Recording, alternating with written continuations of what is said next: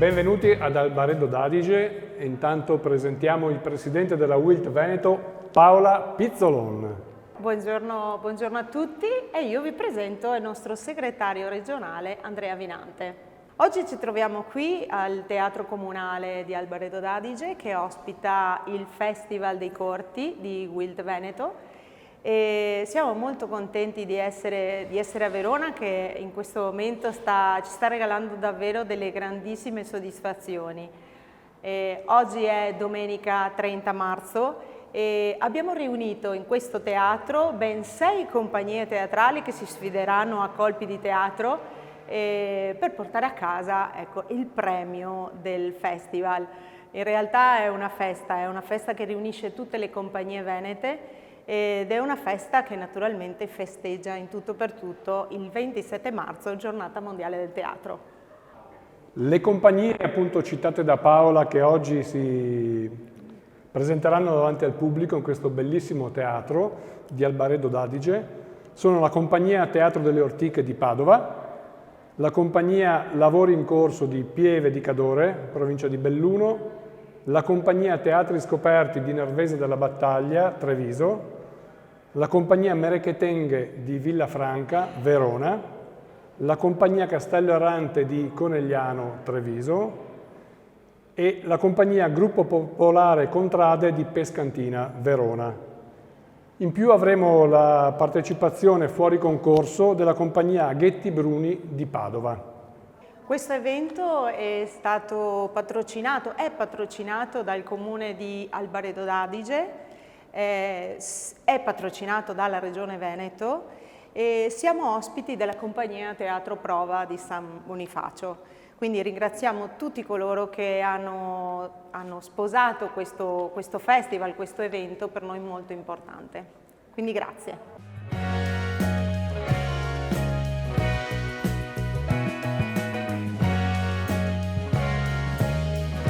Ed è qui con noi il presidente della compagnia Teatro Prova di San Bonifacio, Anna Maria Sofia.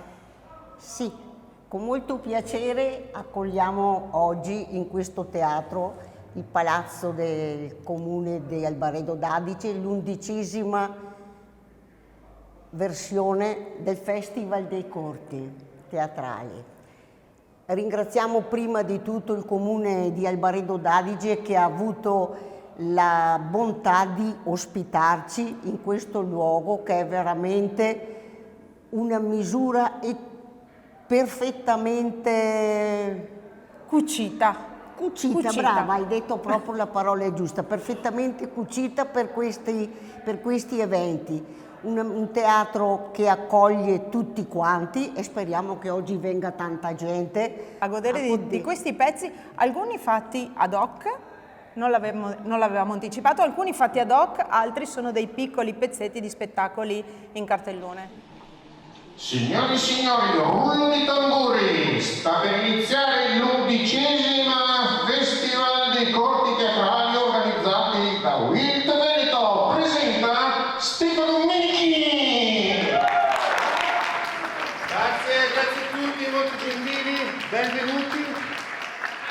Benvenuti, senti che pubblico caldo che c'è, senti che roba!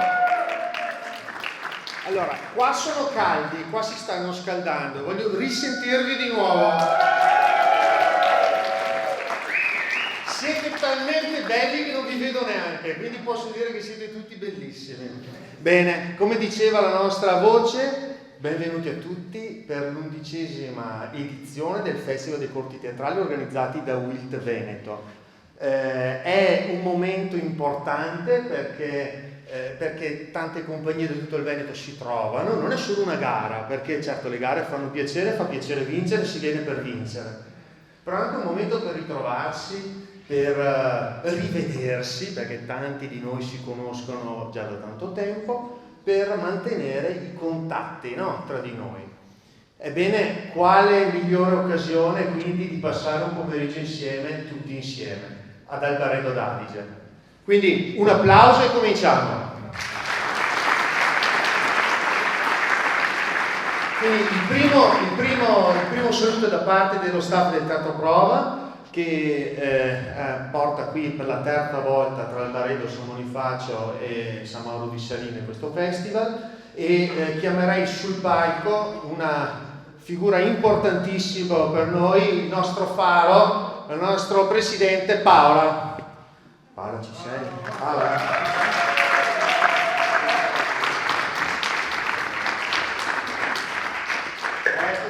Quando si dice creare aspettative, solo se immaginavano un faro come quello di Batman. Buongiorno, anzi buon pomeriggio, grazie di aver scelto di trascorrere il pomeriggio qui con noi. E come ha detto Stefano, oggi si festeggia, giusto? Sì. Festone per tutti, però ecco, partiamo diciamo dalla parte di ringraziamenti, perché oggi tutti noi siamo ospiti di Albaredo d'Adige. Tra l'altro abbiamo concluso con Teatro Prova da poco una rassegna teatrale che ha dato soddisfazioni a noi e sicuramente anche al pubblico di Albaredo d'Adige. Inviterei sul palco il vice sindaco per un saluto istituzionale.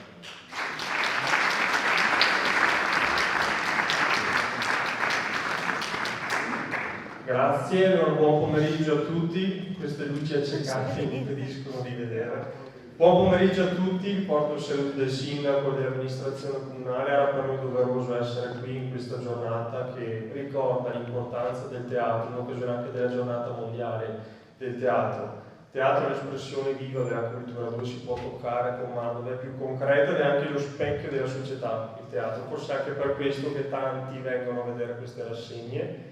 Quindi vi ringrazio il Teatro Prova, ringrazio chi ha collaborato anche dietro le quinte per concretizzare questo evento, auguro un bocca al lupo agli attori, grazie a tutti di essere qui, buona visione e buona giornata. Grazie. Dobbiamo essere veloci perché qua è tutto un È tutto un corto. Aspetta, facciamo una cosa alla rovescia, sì, perché siamo alternativi. Sono pronto. Iniziamo dalle premiazioni, sì, ma non del festival. Sappiamo già tutto. Io vorrei qui accanto a me due persone che lavorano dietro le quinte, però che vorrei che tutti quanti conosceste, vediamo se li troviamo.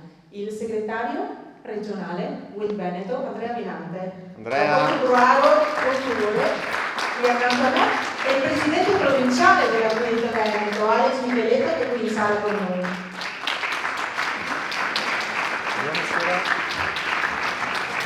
Allora, abbiamo fatto un patto, non sarò indelicata nel non dare la parola, ma se vogliamo rimanere amici mi hanno detto non mi fate parlare, giusto? Guardate l'effetto che fa il microfono nelle loro vicinanze. Detto benissimo. Bravissimo. Voi dovete sapere che gli attori amano recitare, amano esibirsi, ma quando il microfono si avvicina loro fanno così. Tutti, nessuno è escluso, e so che siete in sala e dite è vero. Dunque volevo ringraziare Elena Tessari che è qui con noi, che non farò salire perché sennò mi odierà pure lei, che ha dato spazio, ha dato luogo a un concorso, il concorso delle locandine. L'anno scorso si è tenuto questo concorso dove le compagnie Wilt e Veneto hanno partecipato e hanno spedito, ci hanno mostrato la loro creatività anche attraverso la grafica e la presentazione dei loro spettacoli. Hanno partecipato 14 compagnie e oggi iniziamo, come ti dicevo, alla rovescia, premiando, anzi annunciando il vincitore. Faccio come sempre quando mi capita più. Attenzione, suspense. Che bello. Mamma mia, cosa ho visto? La suono me la canto però. Mamma che roba! Allora.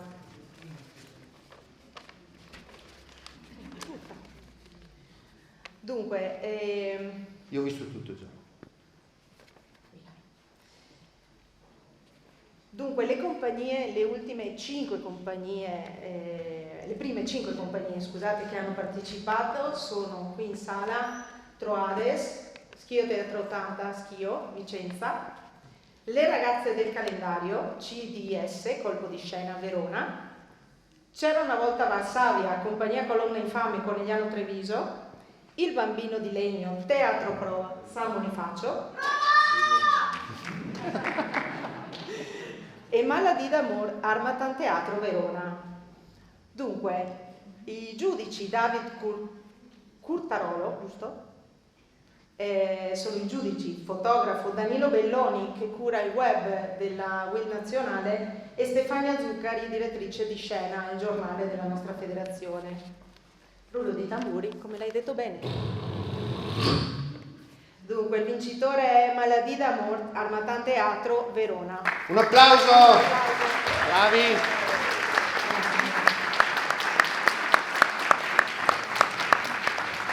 E siccome Verona, per la terza volta, come dicevi tu, ospita il festival, e siccome Verona porta a casa il premio come miglior locandina, avevo l'enorme piacere di annunciare anche qui, anche oggi, che la compagnia Harmattan Teatro rappresenterà l'Italia in un festival internazionale di teatro amatoriale a Monte Carlo. Quindi questo è un orgoglio per noi, perché loro rappresenteranno il nostro paese, quindi Verona ancora una volta ci dà una gioia enorme. Complimenti. Complimenti davvero. Bene, grazie intanto per questo anticipo di premiazione, qui ci scaldiamo già praticamente. Poi c'è un altro momento importante, come già anticipato anche il vice sindaco, sappiamo tutti che un altro momento importante per il mondo teatrale è la giornata internazionale del teatro, quindi è il momento anche di leggere, di dare lettura al messaggio internazionale, e invitiamo sul palco per la lettura i ragazzi di Giovani WILT.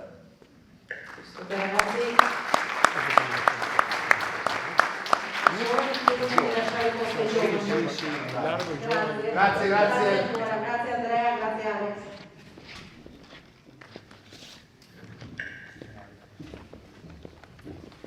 Lascio direttamente a voi il microfono e ascoltiamo insieme il messaggio. Anzi, forse proviamo con il direzionale. Esatto. Può il teatro sentire il grido di aiuto che i nostri tempi stanno lanciando in un mondo di cittadini impoveriti, rinchiusi in celle di realtà virtuale, trincerati dalla loro soffocante privacy? In un mondo dove esistenze robotizzate all'interno di un sistema totalitario di controllo e repressione in ogni ambito della vita? Il teatro è preoccupato per la distruzione ecologica, il riscaldamento globale, la perdita massiccia di biodiversità, l'inquinamento degli oceani, lo scioglimento delle calotte polari, l'aumento degli incendi boschivi e gli eventi meteorologici estremi. Può il teatro diventare parte attiva dell'ecosistema? Da molti anni il teatro sta osservando l'impatto dell'uomo sul pianeta, ma ha difficoltà ad affrontare questo problema. Si preoccupa il teatro della condizione umana, così come si sta delineando nel XXI secolo, in cui il cittadino è manipolato da interessi politici ed economici, reti mediatiche e aziende che formano l'opinione pubblica, dove i social media, per quanto la facilitino, sono il più grande alibi della comunicazione, perché garantiscono la necessaria distanza di sicurezza dall'altro. Un senso pervasivo di paura dell'altro, del diverso, dello straniero, domina i nostri pensieri e le nostre azioni. Può il teatro fungere da laboratorio per la coesistenza delle differenze senza tenere conto del trauma sanguinante? Il trauma sanguinante ci invita a ricostruire il mito e, come dice Heiner Müller, il mito è un aggregato, una macchina alla quale si possono collegare macchine sempre nuove e diverse. Trasporta l'energia fino a quando la velocità crescente farà esplodere il campo culturale e, aggiungerei, il campo delle barbarie. I riflettori del teatro possono far luce sul trauma sociale e smettere di gettare un'immagine fuorviante su se stesso? Domande che non ammettono risposte definitive, perché il teatro esiste e sopravvive grazie a domande senza risposta. Domande innescate da Dioniso, che attraverso il suo luogo di nascita, l'orchestra del teatro antico, e continua il suo silenzioso viaggio da profugo attraverso quei passaggi di guerra, oggi nella giornata mondiale del teatro. Guardiamo negli occhi Dioniso, il dio estatico del teatro e del mito che unisce passato, presente e futuro. Figlio di due nascite, da Zeus e da Semele, espressioni di identità fluide, femminile e maschile, iroso e gentile, divino e animale, in bilico tra follia e ragione, ordine e caos, un acrobata sul crinale tra la vita e la morte. Dioniso pone una domanda ontologica fondamentale. Qual è il senso di tutto questo? Una domanda che spinge il creatore verso un'indagine sempre più profonda sulle radici del mito e sulle molteplici dimensioni dell'enigma umano. Abbiamo bisogno di nuovi modi narrativi che coltivino la memoria e creino una nuova responsabilità morale e politica per fuoriuscire dalla multiforme dittatura del Medioevo odierno.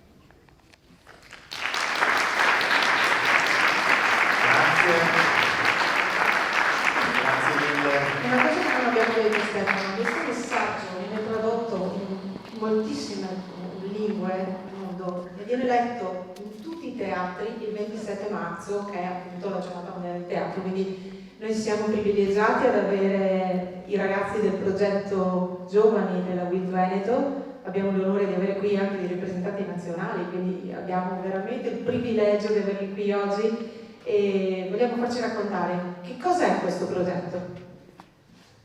Allora, il progetto Giovani è un po' complicato da spiegare proprio in pochissime parole, ma cercheremo di essere i più bravi possibili. Allora, all'interno della WILT, a livello nazionale, all'inizio, da 5 anni, si è cercato di ritagliare uno spazio dedicato ai giovani per poter esprimere meglio le loro istanze, i loro bisogni, anche proprio fin dai piani alti della WILT.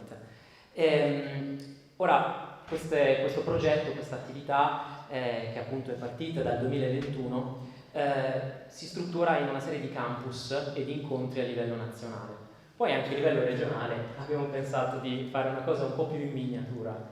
Il progetto Giovani Veneto, e qui siamo 3 rappresentanti comunque, è un'iniziativa che coinvolge appunto tutti i giovani di tutte le compagnie della WILT Veneto, che sono dai 18 ai 25 anni, però ho la possibilità anche di andare un po' sopra, che si struttura fondamentalmente in 4 incontri, uno per ogni stagione, dove inizialmente ci si trova in varie province venete per condividere delle esperienze che ognuno di noi ha, e per sia arricchire la nostra esperienza personale, sia anche per arricchire le nostre rispettive compagnie, perché una volta che ci condividiamo tutte queste esperienze poi alla fine le riportiamo a casa e lì inizia il vero lavoro.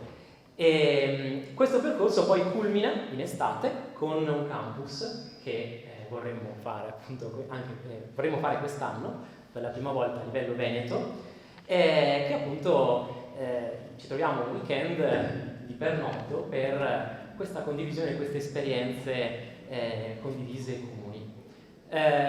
Noi il prossimo incontro lo faremo già la prossima settimana, quindi l'incontro primaverile sarà il 6 aprile a San Bonifacio, nella sede di Teatro Prova, che ringraziamo anche qui per averci dato l'ospitalità.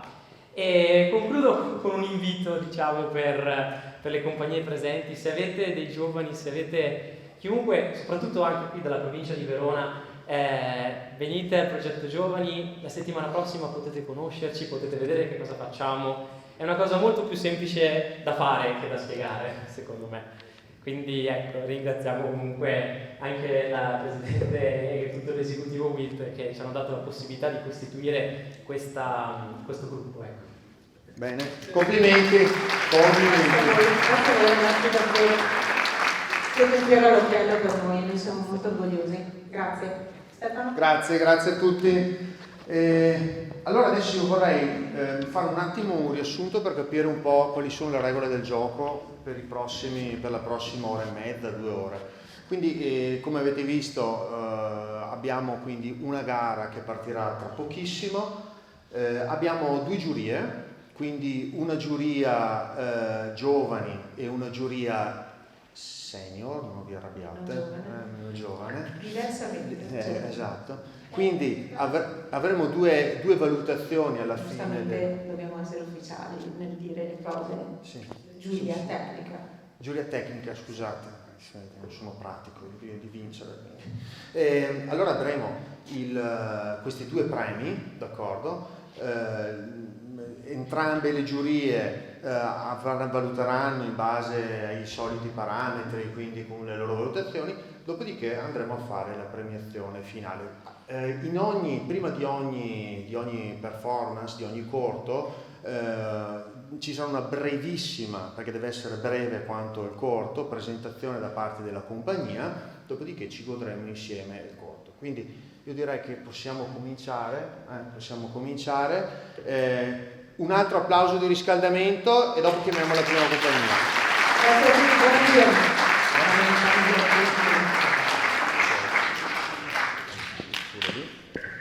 Bene, la prima compagnia che apre Rompeghiaccio è il Teatro delle Ortiche.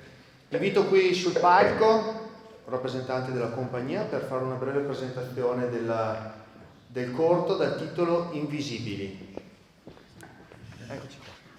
Grazie. In realtà non sono parte della compagnia e conosco da poco Gianluca, ma mi ha dato questo incarico perché ci siamo incrociati a Conegliano, dove abito io. Loro vengono da Padova, lui è la regista, per fare uno spettacolo che stiamo organizzando a Conegliano che si chiama O tutto o niente. E questo spettacolo, dice Gianluca, che l'ha preparato in tempo di Covid, l'ha scritto, la regia è sua, a lui piace scrivere per il teatro, e parla di DOC, disturbi ossessivo-compulsivi.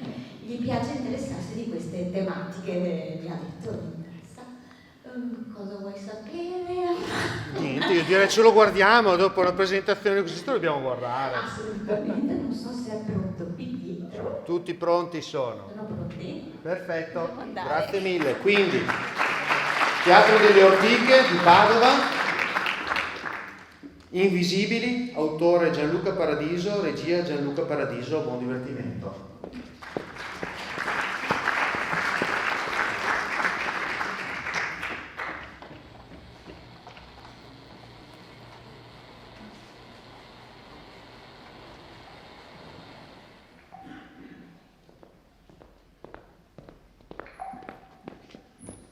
Ansia. Sì, dottore, ansia. Ansia. Perché i cucchiai sempre perfetti. No, non perfetti, uguali. La porta sempre chiusa, le tapparelle sempre abbassate e le crepe sempre diverse. Ansia.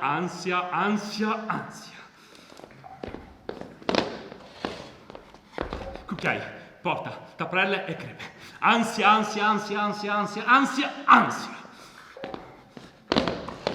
Cucchiai, porta, tapparelle e crepe. Ansia. Oh, mi scusi, dottore, mi dovevo sedere proprio qui? Va bene. Mi scusi, dottore, ma cosa sta scrivendo? Ah, sta prendendo appunti sul mio disturbo. Ma quale disturbo? Io non ho alcun disturbo. No, le dico di no. Ho solo qualche fissa. È tutto qui. Però mi guardi, io sono normalissimo. Mi scusi, dottore, ma cosa c'entra la pioggia con me? Non dovrebbe farmi tipo, non so, qualche domanda? Ecco avanti. Cominciamo. Sì, dottore, è quello che dico sempre anch'io. Dottore, potrebbe smetterla di battere la penna in quel modo? Sa, è un rumore così fastidioso! Grazie. Ehi, ma adesso che cosa sta scrivendo? Disturbo ossessivo compulsivo. Io odio quella parola. Gli ho già detto, io non sono disturbato. Cosa vuole sapere se dormo la notte? No, cioè sì, dormo la notte, ma dormo soltanto 3 ore, perché il resto del tempo lo impiego cercando di ricordare quanti sono i maledetti cucchiai che ho in cucina. Ho capito dove vuole andare a parare. Va bene, allora se si ostina a non credere alle mie parole, possiamo salutarci. No, dottore, no, io ho pagato per parlare 1 ora. Dunque, resterò qui. Io resterò qui al suo gioco fino alla fine. È contento? Oh, ma certo che lo è. E dopotutto, questo è il suo lavoro, è ascoltare le persone. Bene. Allora... Salve, dottore. Stiamo ricominciando. No, per favore, insisto! E io ripeto solo una volta. Prima comincio e prima finisco. D'accordo? Beh, allora... Salve, dottore. Oh, mi dovevo sedere proprio qui? Proprio qui? Dottore, lei non ha capito e dovrebbe rispondere. Ma certo, doveva sedersi proprio lì, come ha fatto prima, ricorda? Stiamo ricominciando. E allora adesso dobbiamo ricominciare tutto da capo. Ansia. Ok, porte, tappare le crepe. Ansia. Ok, porte, tappare le crepe. Ansia. Salve, dottore. Oh, mi dovevo sedere proprio qui?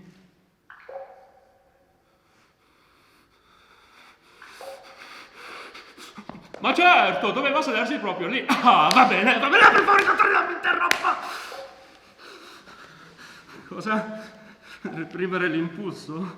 Come si fa? Mi viene voglia di stropparmi la faccia. Ogni volta che cerco di reprimere l'impulso, che lotto contro di esso.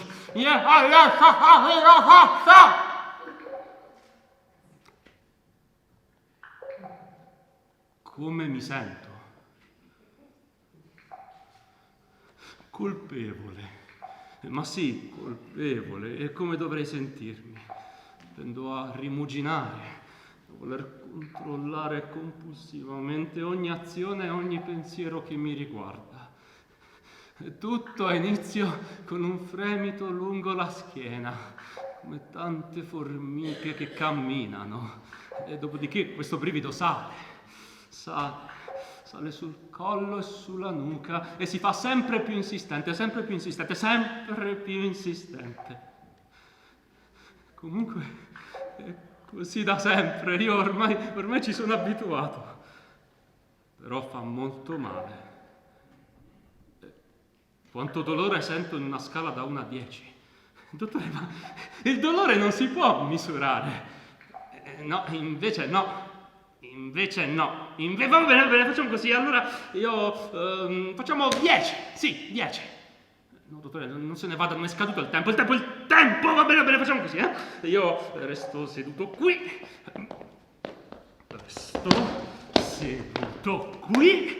Buono. Zitto e la guardo. E sa, dottore, lei assomiglia tanto a un mio professore. Sì, era un professore che detestavo. E anche lui sapeva mettermi a disagio col solo sguardo. La scuola, com'era? Dottore, ma non ha domande migliori? Va bene, le rispondo. Cosa vuole che le dica? Era un incubo. Non avevo amici. Pochi che avevo, una volta scoperti questi miei, chiamiamoli atteggiamenti, fuggivano. Ero solo ogni giorno. E sedevo sempre in fondo alla stanza, nell'angolo più remoto. Ero il ragazzo solitario che sedeva sempre in fondo alla stanza. mi sentivo sbagliato, costantemente sbagliato. E un giorno lessi quella frase: ciò che non ti uccide ti fortifica. Wow, pensai, bella, potente. Ma allora, perché ogni volta ne uscivo devastato e non fortificato? No, guardi, dottore, continuò così per anni e anni. Io stavo impazzendo. Arrivai ad analizzare le cose più ovvie, a metterle in dubbio, fino ad avere ansia. E mi chiedevo quando stavo bene, perché stavo bene, e se era giusto stare bene. Dottore, io quando sono preda del dubbio mi paralizzo. Sì, non riesco più a muovermi. È come se si muovesse qualcos'altro al posto mio. È come è un sintomo. Sì, un sintomo. Poi ci sono i pensieri ossessivi. Sa, dottore, non c'è niente di più intimo e personale di un pensiero ossessivo. Sono sgradevoli, irritanti, e quanto di più personale possegga. Poi ci sono le compulsioni, che altro non sono esattamente quello che facevo prima. Solo che quando lo faccio io mi sento bene. Mi sento bene. È come se mi depurassi. Io non so spiegarlo a parole. E tutte le mie compulsioni sono forme di depurazione. Il vantaggio di essere me è che almeno vivo attraverso le ossessioni e mi depuro attraverso le compulsioni. Però non è sempre facile, sa? No, perché c'è sempre quella vocina nella mia testa. La prima volta che ho sentito il bisogno di controllare un impulso è stato strano, sì. Guardi, io ero seduto nella mia stanza quando all'improvviso ho sentito il bisogno di controllare se la porta era chiusa a chiave. Ma che porta? Se è chiusa a chiave, cosa cambia? Sta di fatto che mi sono alzato e sono andato a controllare. Ed era chiusa. Allora io torno a sedermi e penso, ma non ho controllato se era chiusa bene. E allora io mi sono rialzato e sono andato a controllare di nuovo. E indovina un po'? Esatto, era chiusa bene. E allora io sono tornato a sedermi e ho pensato, ma non ho controllato se era chiusa bene dopo aver controllato. E così via per altre 10 o 20 volte. Guardi, dottore, io stavo impazzendo. E devo controllare, perché se non controllo succede l'inferno dentro di me. E io provo a resistere, dottore, glielo giuro. C'è sempre quella vocina nella mia testa che peggiora di volta in volta. Fallo! No! Fallo! No! Fallo!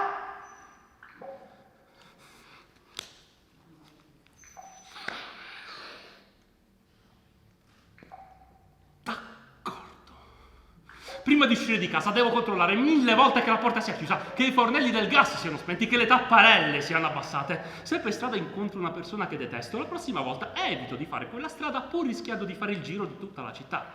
Se una persona mi accarezza una guancia, poi mi deve accarezzare anche l'altra guancia, altrimenti poi ci resta male. E in strada devo evitare tutte le crepe, perché se le calpesto so che la giornata sarà una merda per colpa di quelle crepe. Quando vado alla macchinetta per prendere qualcosa prendo solamente cose col numero pari. Se non ci sono cose col numero pari io li sommo, e se non fanno un numero pari non le prendo proprio. Dottore, mi ha sentito? Ah sì? Mi dica, qual è l'ultima cosa che ho detto? Ecco, vede, è troppo distratto a prendere appunti, così si perde dei pezzi, le cose più importanti, più fondamentali. Sa cosa le dico? Che io adesso devo ricominciare. No, per favore, insisto. E io ripeto solo una volta. Prima comincio e prima finisco. D'accordo? Bene. Allora...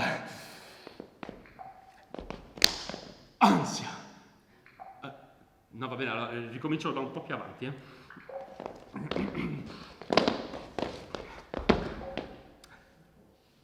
Sa, dottore, lei assomiglia tanto a un mio professore.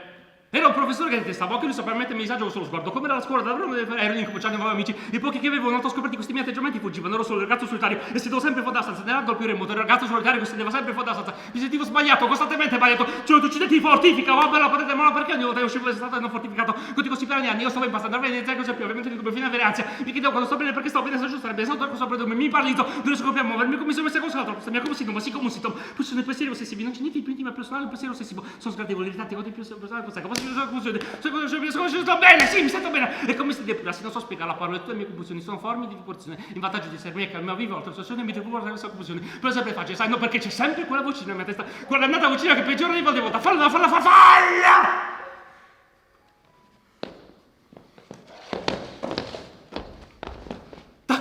Prima di uscire di casa, controllo 1000 volte che la porta sia chiusa, che i fornelli del gas siano spediti a parelle siano abbassate. Sempre stati contro la persona che detesto. La prossima volta evito di fare quella strada, pur rischiando di fare il giro di tua città. Se persona questa guancia, poi mi devi accarezzare anche l'altra guancia. E altrimenti poi ci resta male. In strada devo evitare tutte le crepe, perché se il capesto su quella giornata la merda per colpa di quelle crepe. Ah, quando vado al macchina per prendere cosa prendo soldi, cosa non me lo pari. Se non ci sono cose non li sobbo. E se non fanno non me lo pari, non le prendo proprio. Allora, dottore, mi ha sentito? O devo ricominciare tutto da capo?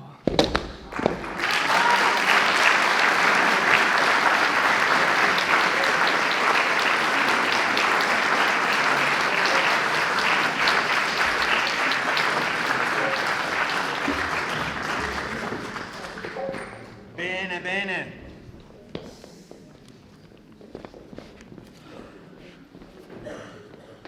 Io parlo più piano adesso.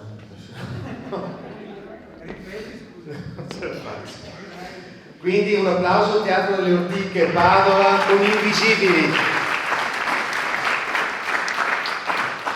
Siamo anche in orario strepitoso. Bene, adesso è il momento del secondo corto in gara e abbiamo la compagnia Lavori in Corso che ci porterà un corto dal titolo Mani forti e delicate. Chiamiamo sul palco, se non mi sbaglio, Giorgia. Eccola qua. Giusto. Giorgia, raccontaci qualcosa di questo. Ah, Giorgia. No, mi chiamo Virna. Allora ragazzi, è qua, cosa c'è scritto? Tu sbagliato. Ci presenta Virna. Allora, la compagnia Lavori in Corso presenta questo spettacolo Mani forti e delicate, che è una storia di levatrici, cioè le ostetriche come vengono chiamate ora.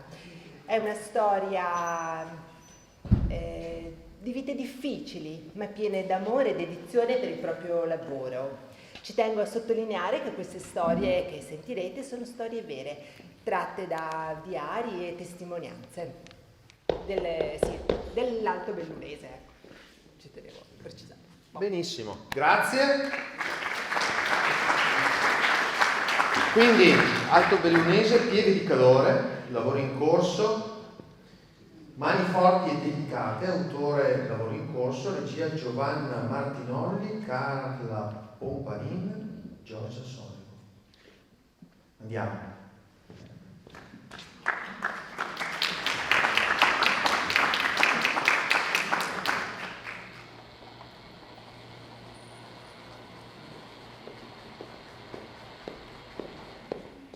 Tutto comincia con le donne.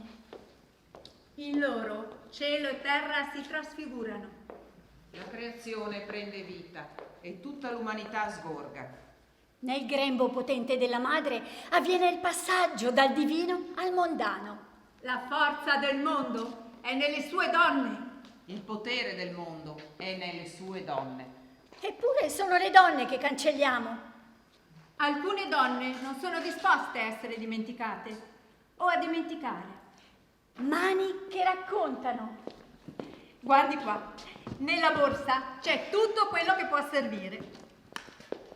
Il set con le pinze Pean, la forbice, gli anelli di gomma per la recisione del cordone ombelicale, aspiramuco, cotone idrofilo, betadine, alcol denaturato, poi le fasce elastiche, cerata, padella, assicella, guanti sterili, c'è tutto. Duro mestiere, quello delle levatrici. E pensi ai disagi in un territorio vasto come il nostro.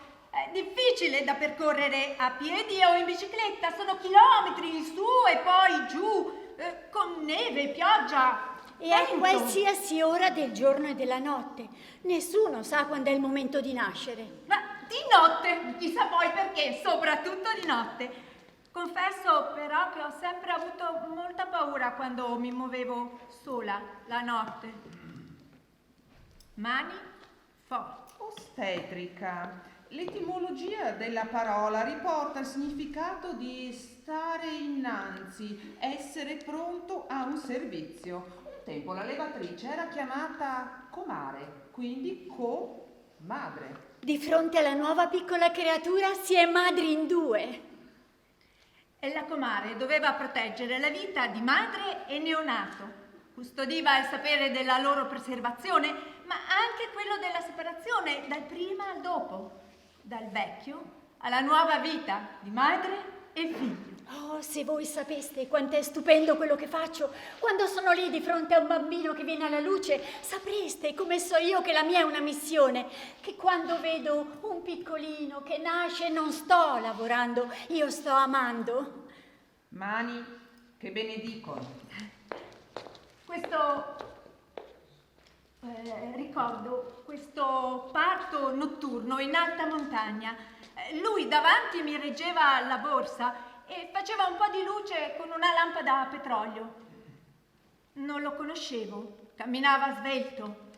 In vista del parto alcuni amici lo avevano aiutato ad aprire una traccia nella neve alta che però l'abbondante nevicata stava già ricoprendo. Camminava svelto e parlava poco. Oh, l'ho lasciata sola! Avessi almeno avvisato qualcuno. Io lo seguivo con fatica. Non sentivo neanche più il freddo. Respiro corto e sudore. Avrei voluto fermarmi per riprendere fiato, ma non si poteva. Sono venuto giù di corsa e adesso su e speriamo di fare in tempo e che i bambini dormano. Preoccupato lui e preoccupata io. Mani che gioiscono. In montagna è arrivato il circo. Chiamano me? Sì, c'è bisogno del mio aiuto. Sta per nascere un bambino. Un parto veloce, per fortuna. Eccolo, bello e sistemato.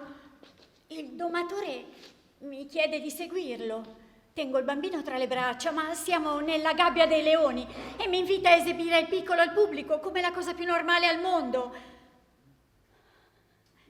Non vi dico gli applausi.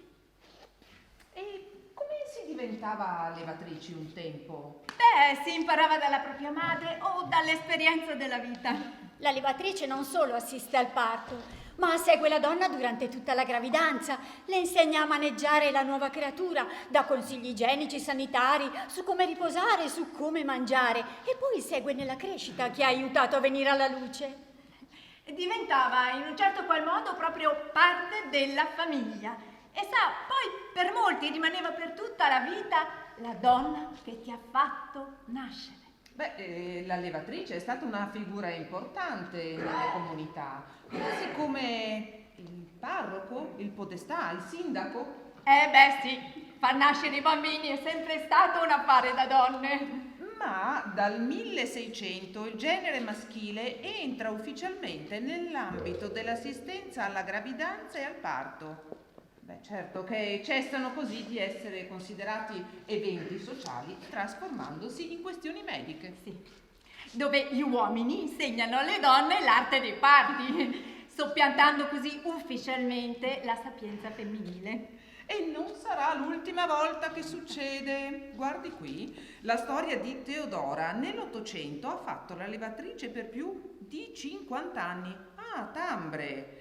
Fin da bambina voleva diventare levatrice proprio come sua mamma ed aiutare i bambini a venire al mondo. Andava da un angolo all'altro del paese, ma anche in luoghi lontani e impervi, come i villaggi cimbri della foresta del Cansiglio. E a casa aveva 10 figli che l'aspettavano.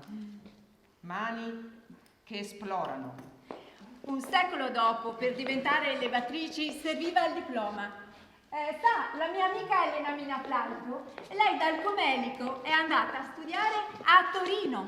Era poco prima della Seconda Guerra Mondiale e ricordo che fece 3 anni di avviamento in uno, un anno intero di ostetricia in clinica e si diplomò con il massimo dei voti, per poi tornare immediatamente in Comelico e iniziare a lavorare per il comune di Candide Casa Mazzagno. Perché sa, allora noi dipendenti comunali eravamo, noi ostetriche, sì. Finalmente di nuovo a casa, in Comelico, e il primo parto a cui faccio assistenza è quello di mia cognata. Ecco mio nipote. Quante chiamate e quanta strada in questo dopoguerra. È il 1946 e nel mio comune quest'anno nascono 70 bambini. Quando poi i ricoveri in ospedale iniziarono ad aumentare, il nostro compito fu quello di accompagnare le partorienti in ospedale, assistendole lì, ma soprattutto dopo, nel postpartum, a casa. E lì lavoravamo a stretto contatto col medico condotto. A casa sulla stufa ho sempre pronta la scatolina delle siringhe, pronta in caso di bisogno, perché devo fare anche l'infermiera del dottore. Ma essere levatrice è la mia missione, la mia gioia. Ho sempre cercato di aiutare le mamme bisognose, donando loro i vestitini, i completini, le fasce dei miei figli, ben 5, e ogni volta per me ho dovuto rifarli. Mani che si aprono.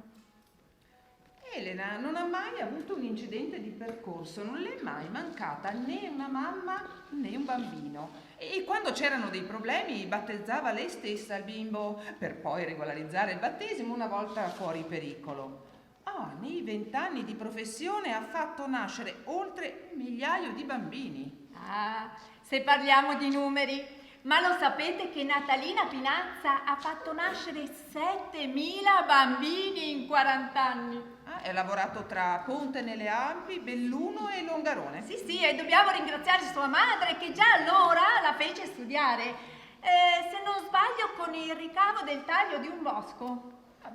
Sì, in effetti all'epoca non era così usuale che le donne studiassero, ma Natalina ha conservato con orgoglio il diploma conseguito a Padova a pieni voti e firmato dall'allora Vittorio Emanuele III. Donna di carattere Natalina, pensi che per essere autonoma e non dover chiedere un passaggio in auto la notte magari ai futuri padri che sa, a volte alzavano un po' il gomito o addirittura allungavano le mani, si era dotata dapprima di una bicicletta e poi di una Vespa con la quale la si vedeva scorazzare per tutto il paese. E Maria Pollacci da Pedavena? Anche Maria, donna di carattere, ma guardi un po' nei suoi appunti, diventata famosa. Sì, è stata ospite del Festival di Sanremo. Ma anche lei ha fatto della sua professione di levatrice una missione. Ha aiutato più di 8.000 bambini a venire al mondo in 77 anni di servizio alla comunità. Mani lievi. Questo episodio invece me l'ha raccontato una maestra elementare. Campagna profonda, tanta miseria, povertà, solita pluriclasse delle elementari. Una mattina uno dei suoi alunni di terza non segue la lezione. È distratto, assente. A un certo punto incrocia le braccia sopra il banco, ci appoggia la testa sopra. Cosa fa? S'addormenta. La maestra se ne accorge, ma aspetta la ricreazione. Poi gli si avvicina. Psst, e tu? Cos'è tutto questo sonno? No, è che la mamma la compra un bambino. Ma che bella notizia, è nato un fratellino. Ma tu dormivi, no? No, perché se la comare non ci vedeva non poteva aiutare la mamma. E allora sai che cosa ho fatto? Ma no! Ho preso la bicicletta, l'ho messa sotto sopra con la sella e il manubrio sotto. Ho attaccato la dinamo e io ho dovuto girare i pedali tutta la notte per fare luce. Allora era tutto diverso, altro che energia elettrica. Fame c'era, ecco cosa c'era. Infatti era rarissimo che nascessero bambini di 4 kg. Ma sa, pesavano 2 kg, 2,5 kg. Le madri erano denutrite e così pure i loro figli. Durante la guerra e anche subito dopo c'era miseria, mancava tutto nelle case, persino la biancheria, tanto è vero che proprio tutte noi comari, proprio come Elena in Comelico, ci davamo da fare per raccogliere qualche vestitino dei nostri figli o di quelle poche famiglie che fossero più fortunate, per poi darli a quelle invece che erano in difficoltà. Mani che accarezzano. A volte devo far bollire degli stracci per aiutare la mammina. Quanta miseria! Camere fredde, materassi riempiti di foglie di grano turco. Anche il cibo scarseggia. E nessuno con cui dividere la responsabilità.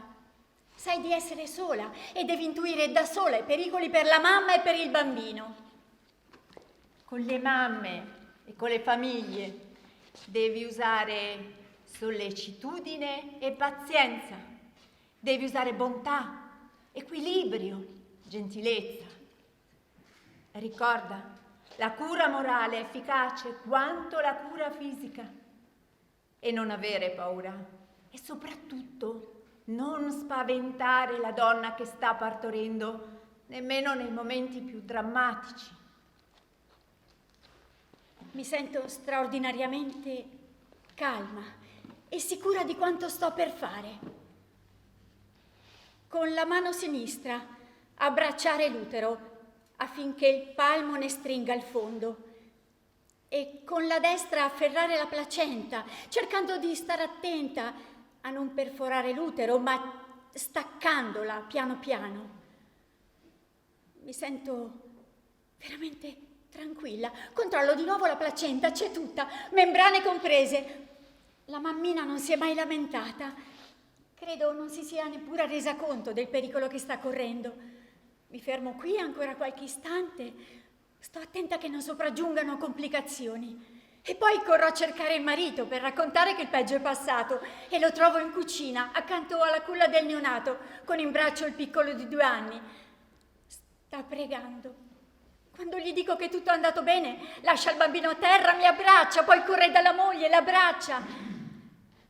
E quando torna in cucina, sta piangendo come un bambino.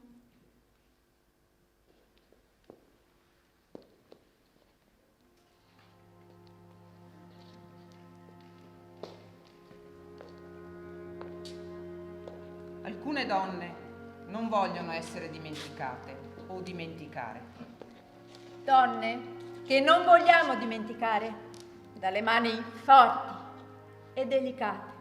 Mani che raccolgono. Mani che palpano. Mani che leniscono. Mani che contengono. Mani che massaggiano. Mani che invadono. Mani che spremono. Mani che leggono. Mani che capiscono. Mani con gli occhi. Mani che si contorcono. Mani che consolano. Mani che asciugano le lacrime. Mani che avvolgono. Mani che profumano del primo profumo della vita.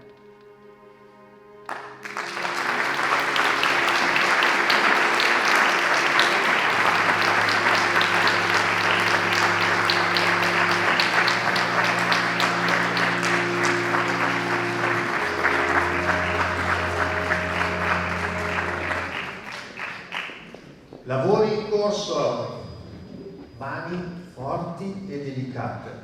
Una cosa bella secondo me di una giornata come questa dei corti, anzi 2 cose. La prima è che si passa da un'ambientazione ad una completamente opposta, sembra fare quasi dei salti, no, temporali.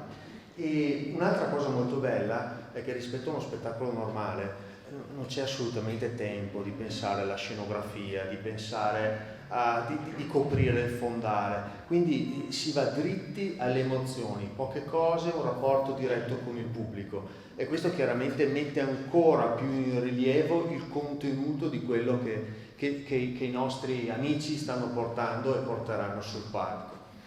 Bene, andiamo alla terza protagonista di questo pomeriggio insieme.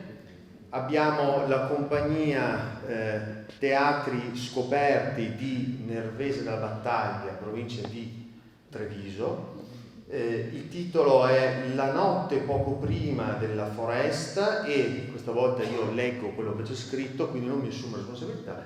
Presenta Eliana. Buonasera a tutti. Giusto? Sì, buonasera a tutti.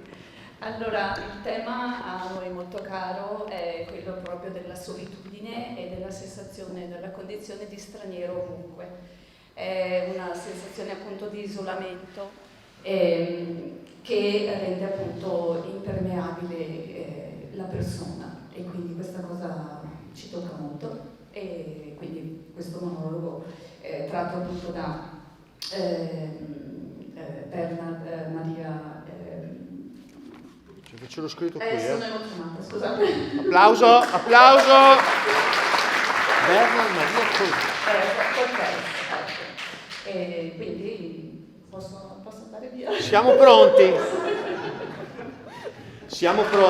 Bravissimo. Quindi, Teatri scoperti, La notte poco prima della foresta, autore Bernard Maria Coltes, regia Massimo Micheletto. Siamo pronti? Giù le luci.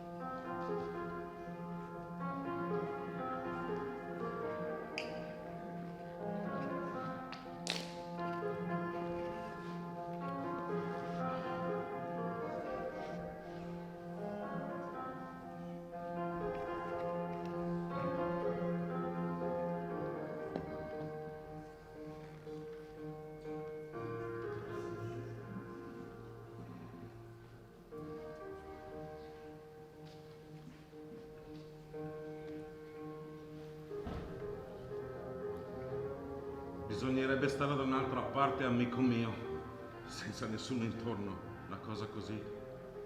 Quando mi viene da dirti quello che ti devo dire, tipo una cosa tipo sdraiati sull'erba. Allora ti direi, qua ci sto bene, questa è casa mia, mi sdraio e ti saluto. Ma qua, amico mio, impossibile. Ma che ti lasciano in pace? Lavoro sta là, sempre più in là, sempre più in là. Lavoro sta da un'altra parte, Sempre da un'altra parte, che te lo devi andare a cercare. C'è niente da parlare, niente da lasciarsi andare. Sempre più in là, sempre più in là. E quando mi viene da dirti quello che ti devo dire, tipo sdraiati sull'erba, impossibile. Qua, amico, impossibile. Tu vai là, ti dicono, tu vai là. Leva il culo da là e tu ti fai la valigia. Quando lavoravo passavo il tempo a farmi la valigia. Lavoro sta da un'altra parte, sempre da un'altra parte. Anche in Nicaragua ti manderebbero. Tanto che quei posti là ti prendono a calci in culo e li sbarchiamo qua. C'è niente da parlare, c'è niente da lasciarsi andare. Mai che può dire questa è casa mia, mi sdraio e ti saluto. Mai, mai. E quando ti prendono a calci in culo, tu ti giri indietro ed è sempre, sempre il deserto.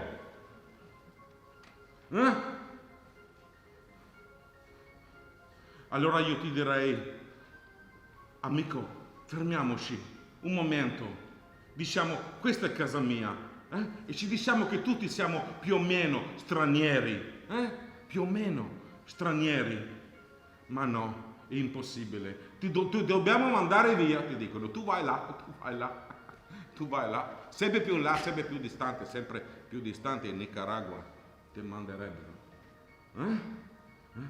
E quando tu ti giri, e quando tu ti prendono il calcio in culo, tu là dove te ne vai sarai sempre più straniero, sempre meno a casa tua.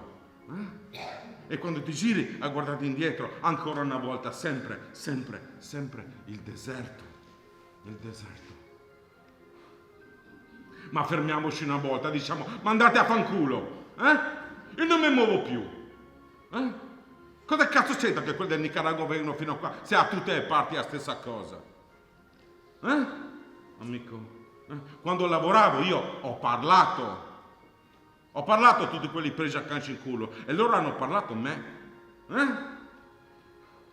Io ho parlato a quelli del Nicaragua, che mi hanno detto com'è laggiù, Fermiamoci una buona volta. Perché non ci fermiamo una buona volta e ci stendiamo tutti sull'erba?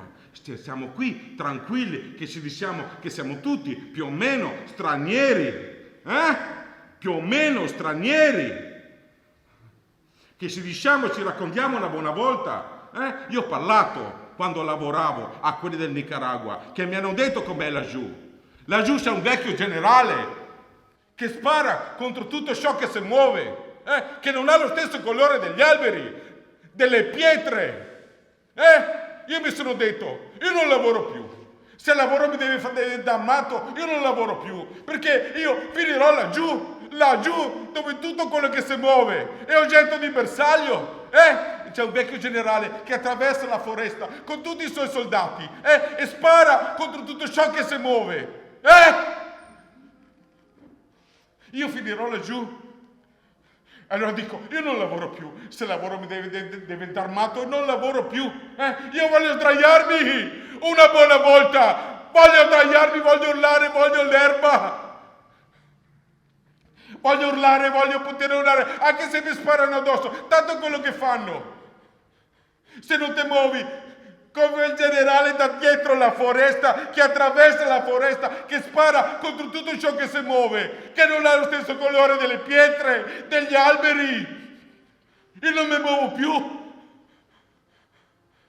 Anche se mi sparano addosso, tanto non me ne importa niente, tanto è quello che fanno, ti abbattono colpi di mitra.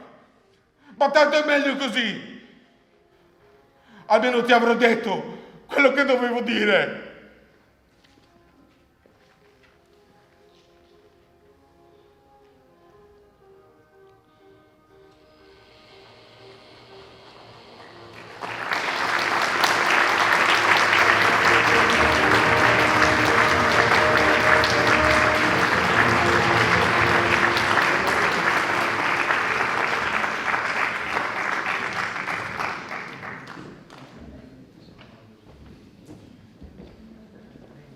La notte poco prima della foresta, teatri scoperti, molto bene, l'aveva già fatto Paola prima, però io vorrei di nuovo ringraziare chi ha preparato questa giornata e chi è ancora qui sotto torchio, un po' alle luci, un po' dietro, un po' all'organizzazione, quindi un applauso a tutta la parte organizzativa e tecnica.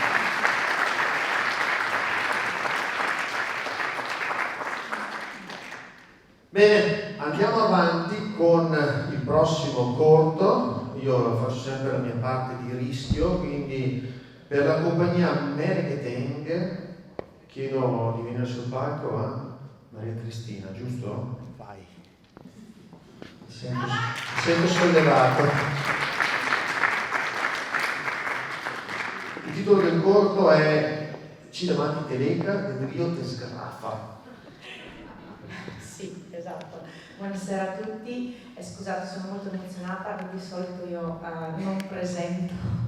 Ok, questa è la compagnia teatrale Mereketeng, noi siamo di Dossobuono. Noi recitiamo per lo più in dialetto veronese, ci piace tanto recitare in dialetto veronese e cerchiamo di creare delle commedie brillanti, comiche, perché crediamo anche nel potere della risata che, come si dice anche a Verona, è meo della medicina. E quindi buona visione a tutti. Posso chiedere una cosa? Mereketeng cosa sì. vuol dire? Allora, è semplice, giusto.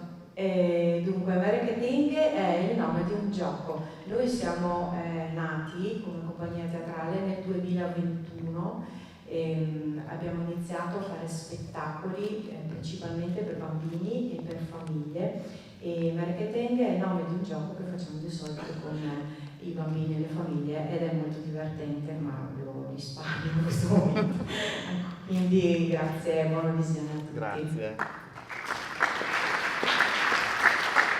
Quindi compagnia Marketing, Rosso Buono, Villafranca Verona, ci davanti Delica de Griotte Sgraffa.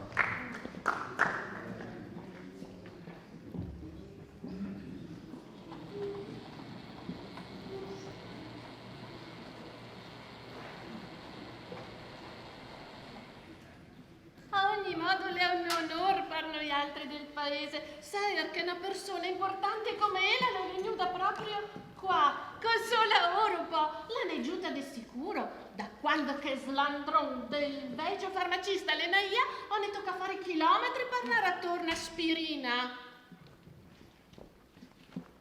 Dal bon, ma sarà che l'ultima volta che mia mariga vu il cagotto, prima di cattare una medicina, se l'ha fatta in braghe, dolte. Te si proprio sciauga. Perché? Guarda che le sta un bel casino, se è toccata su tutto che lui amar che l'ha fatto in macchina.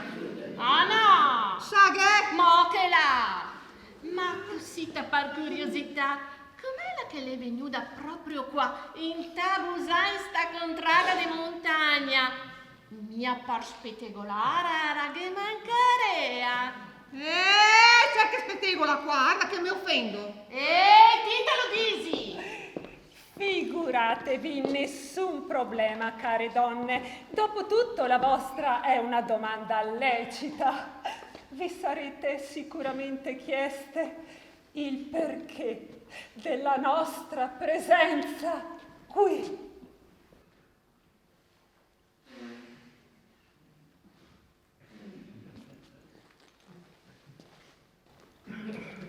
Ma sai la devo guardare? Mi non vedo niente, ma tasemo è che non femo brutta figura. Lei è una cittadina, la vedrà cose speciali. No, Rina, mina roba la vedo. Mi vedo che il mal carà del piston che le invia a fare i gnai sotto i coppi e domani al mio uomo che tocca andare là a stupare i busi. E dato che stupa i busi, fate mettere anche una topa in tel cervello, che mi sa che è qualche perdita. Dicevamo, le cause della nostra presenza qui sono molteplici. Alcune purtroppo poco piacevoli, perché vedete, care signore, a volte nella vita ci si trova a dover fare scelte estreme ed impulsive. A volte ci si trova a dover fuggire da un passato lontano e crudele. L'unica via di salvezza è andare lontano, sperando di poter cancellare tutto e di rifarsi una nuova vita. Sarà dito? Ma tasi! Ma preferisco non divulgare. Non voglio tediarvi con i miei crucci. Se sapeste, care donne, se sapeste. Se le per quella ne andariamo anche altre, era de saperonzolo, che un porco, ma parlarti a secciare o no, Ma preferisco non divulgare, no. Ora, se volete scusarmi, proseguo la mia ricerca nella speranza di poter trovare il mio figlioletto. Chissà dove sarà. È rimasto così scosso dal nostro trasferimento qui che non è più la stessa persona, è irriconoscibile, quasi depresso. Ora vi saluto e vi aspetto nella mia farmacia, qualora aveste bisogno di qualche rimedio farmacologico. E sottointeso che vi auguro di rimanere sempre in buona salute. Con permesso, arrivederci. Ora devo proprio andare, perché dovete sapere che ho iniziato il riordino dei vecchi armadi all'interno della farmacia. E sapeste cosa ho trovato dentro? Arrivederci! Gian Giuseppe Maria, tesoro, dove sei? Gian Giuseppe Maria! Ma piaceria proprio sei, se la catà dentro sti armaroni. Oh, sì. Avete sentito come la parla ben? Maria, che roba! Boh, se te dici ti, Rina. Mi non capivo niente. E poi cos'è tutti questi discorsi di fuggire dal passato, far scelte estreme? Par me che la lì nasconde qualcosa. E non mi riferisco mia alle sue forme, era che quelle ale se vede bene. E come? Aveva tutta un'aria strana intorno del mistero che non mi piace niente. E poi sai cosa ti dico? Che di tutte le robe che l'ha detto, l'unica roba che ho capito è che l'ha messo a suo fiol un nome da spettino. Va ben, dai, va ben. Nimo casa, che le tardi. Se vediamo domani. Sì. Ciao, Anna. Ciao. Ciao, Rina. Ciao, ciao. Gian Giuseppe Maria, ma sa che l'ha messo il nome del tutto il presepio che il poro fiol lì. Ah, robe dell'altro mondo. E comunque è così, Robe da matti. La meana, le orba quando la vuoi, diavolo. Appena metto il piede rento casa, la me sgama de paca. Fermo lì! La mi dice, cavate le scarpe, slandron. La mi dice, e mi resto l'incio dal pavimento come in baccalà e non so più senare, innanzi un trio. Beh, però adesso te devi spiegarmi come te fai a distrigarti da questa situazione qua. Vabbè, guarda, fa le acrobazie così da...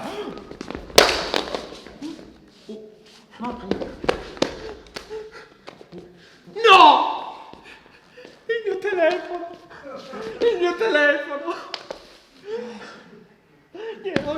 Oggi è il giorno più brutto della mia vita! Il destino mi è contro! No, guarda, niente, non funziona niente, nessun tasto del mondo va! E me lo ripagate? 1.600 euro costa! 1.600 euro per una scatola di plastica! Ma ci sei tutti? Gian Giuseppe Maria, cielo! Ora pro nobis! No, niente. Selmo, dimmi. A te che rotto trabicoli, cosa per telefonare? Dimandi che manco scusa o no? Non che penso neanche a Nanina, lei sta un incidente. Ma che incidente? Mi siete venuti addosso senza pietà. E poi lei ha sferrato il colpo di grazia.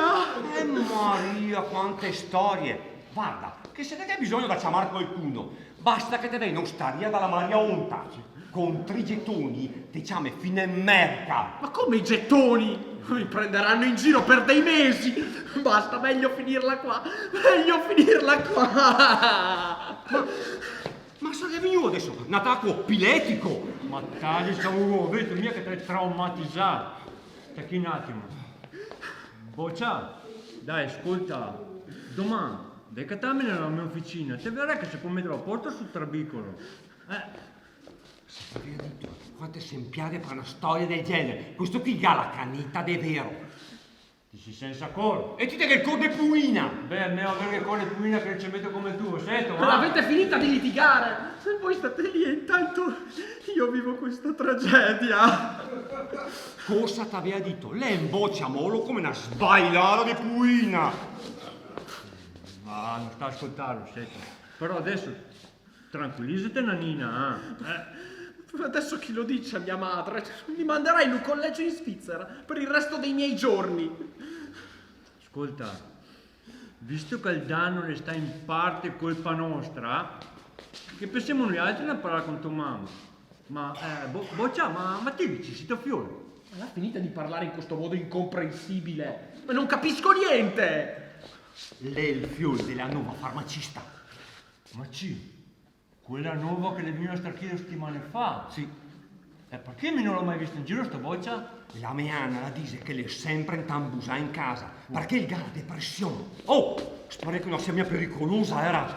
Ma là che pericolosa d'Egitto, oh, che proprio serve grande come una mignola di Siresa, Ascolta, dimmi. A me mi fa le peccare e vuoi aiutarlo? Mi no. Boccia, Dai, adesso sta a far così. Domani penso mi andare a parlare con tua mamma e sistemo tutto quanto. Però adesso ti va a casa che è tardi, tranquillista nanina, va bene? Dai, su, fa piano. Oh! Roba da matti! Roba da matti! Oh. E in questo paese che ne succede sempre una di noi. E pensare che era un posto tranquillo, solo noi altri, senza rottura de bar. Anche se fosse partito, vi vorressimo ancora tutti nelle caverne. Alla che il mondo sta evoluendo negli ultimi 1000 anni, setto. Sette il diseti, ma mi fatto così, mi piace niente. Oh, a proposito, si è fatto tardi, va a casa se no la mia Ana la mi tira su. E comunque, dimmi. Questa avventura serale e sgroppa buele che ho buttato prima dalla come no? Maria Onta. Oh, mi passa anche il busone del stomaco, setto. Ti saluto, se vediamo domani, ciao ciao. Ciao ciao.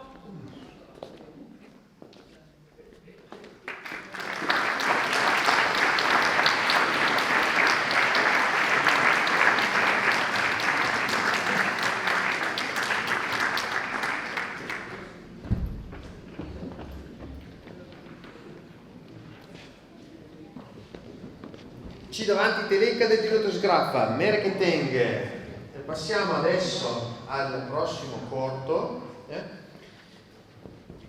Abbiamo Castello Errante da Conegliano, Io Bergerac, e ce lo introduce, scusate, chi ce lo introduce? Marina? Marina che è anche la regista, giusto? La regista, no? sì. Eccoci qua, la regista e la presentatrice. Nasce da un piacere di Christian, l'attore, che ama tantissimo questo personaggio. Ci ha costruito uno spettacolo che non è mai andato in scena, quello è rimasto nel cassetto, uno spettacolo con tanti personaggi. Poi l'ha trasformato in un monologo che invece ha portato in scena, e poi dal monologo abbiamo tratto i 15 minuti di questa sera. Bergerac lo conoscono tutti, la scommessa è stata raccontare una storia così sfaccettata in 15 minuti, e credo che Christian ami questo personaggio perché è un antieroe. Come tutti i teatranti ci troviamo a fare teatro, ma non si sa bene per quale motivo, nel senso che a volte sembra di combattere con un lineamento, e Cyrano è uno così che dichiaratamente dice di combattere senza la speranza di vincere, e è un po', non so, è una cosa molto commovente e intensa, perché lui questa cosa la fa per tutta la vita. Lui non crede in se stesso, crede di essere brutto, però continua a dare voce al suo sentimento attraverso un altro personaggio, no? Che è bello apparentemente. Credo che abbia molto a che fare con il teatro, con la nostra vita, e poi è un sogno di Christian, e quindi io devo ringraziarlo perché ha avuto fiducia in me e mi ha dato il compito di aiutarlo. Ho fatto l'occhio esterno per costruire questo monologo. Bene. In bocca al lupo a Christian. Grazie. Quindi Castello Errante, Io Bergerac, Christian Colombera l'autore, regia Marina De Carli. Buona visione.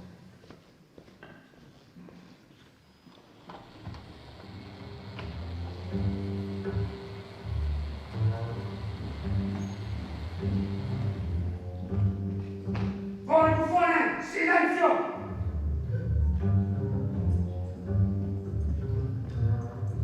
Ora comincio a seccarmi. Se continui, mi costringi a schiaffeggiarti. Fuori, bufferì, o ti taglio le orecchie!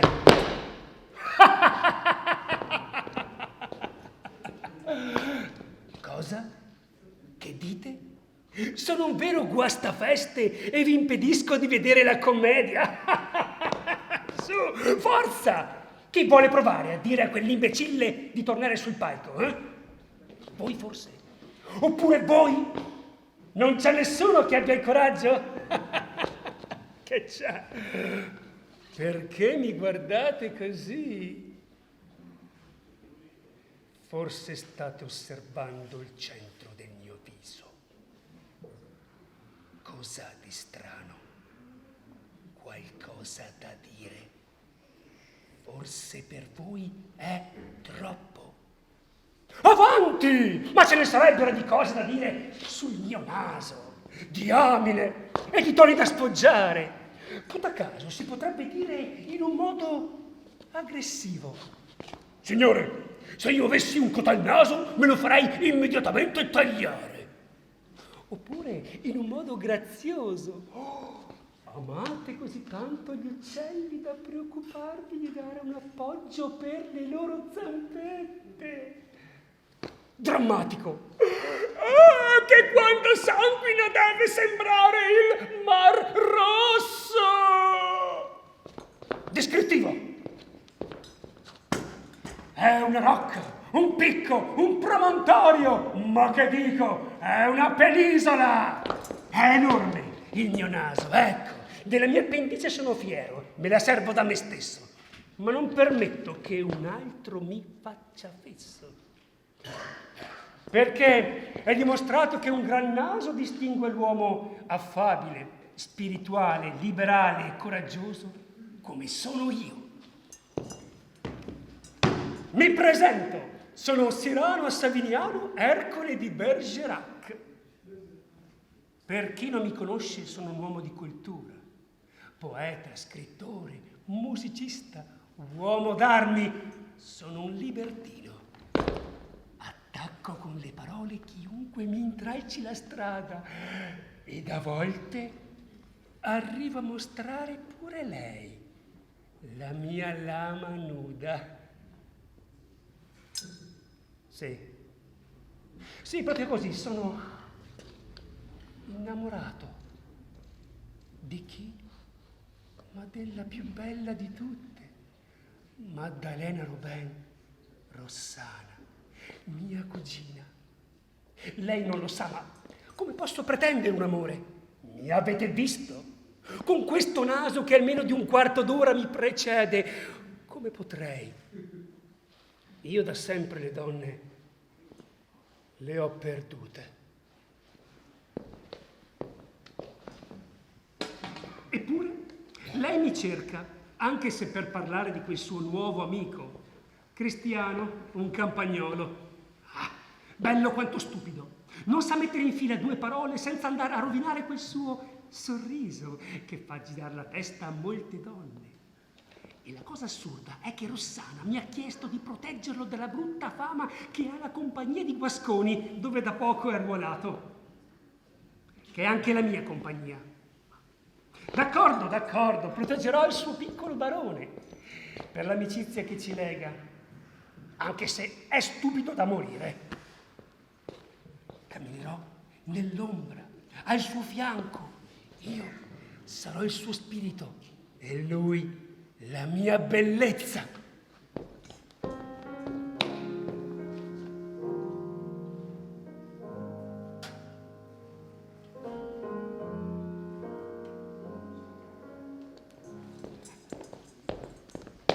Due notti fa ho portato Cristiano sotto casa di Rossana. Noi in giardino.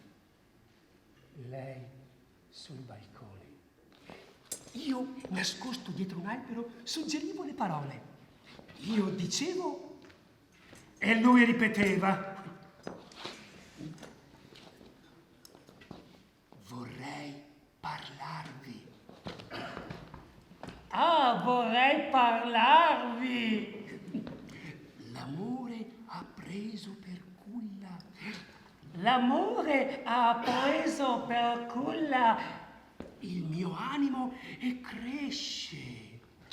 Il mio animo e cresce, cresce, cresce. Bastava dirlo solo una volta. Bastava dirlo solo una volta. Zitto, era un commento. Zitto, era un commento. Oh, il gioco si è fatto difficile. Così, nascosto da un albero e dai veli della sera, ho continuato da solo. ci si indovina appena. Voi intravedete un mantello nero, io una gonna bianca d'estate. Io non sono che un'ombra e voi un chiarore. Voi non sapete cosa siano per me questi momenti. Se qualche volta le mie parole sono state belle, non sono mai riuscite davvero a far parlare il mio cuore. Questa brezza sono io che gliel'ho data. Oh, non chiedo altro che... chiedo un bacio! Zitto tu, fai troppo di fretta! Dicevamo un bacio, ma... Ma cos'è poi un bacio? Un giuramento un po' più da vicino. Una confessione che cerca una conferma. Un punto rosa sulla I di ti amo. Un segreto soffiato in bocca invece che all'orecchio. Un modo di respirarsi il cuore e di scambiarsi sulle labbra il sapore dell'anima. È stato in quel momento che Cristiano è salito sul balcone a baciare Rossana. Ma sì, sento che un po' di questo bacio mi appartiene, perché Rossana bacia con le labbra le parole che ho detto io. Sì, soddisfatto del mio lavoro, anche se era un altro che si prendeva tutto il merito.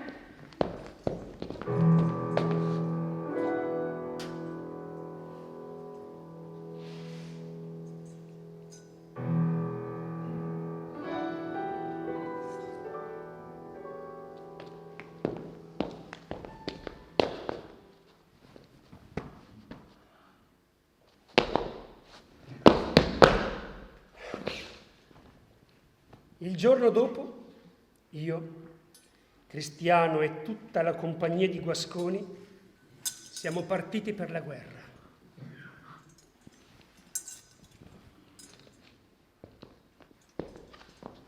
Nel campo i soldati, annoiati e stanchi da giorni di assedio, lamentavano fame di cibo e di guerra. Ma ad un certo punto un cadetto appena tornato dalle linee nemiche ci ha avvisati che all'alba gli spagnoli avrebbero attaccato. Un intero esercito contro di noi. Troppi. Stavolta credo che potrei non rivedere più Rossana. Così le ho scritto un'ultima lettera. Quella d'addio.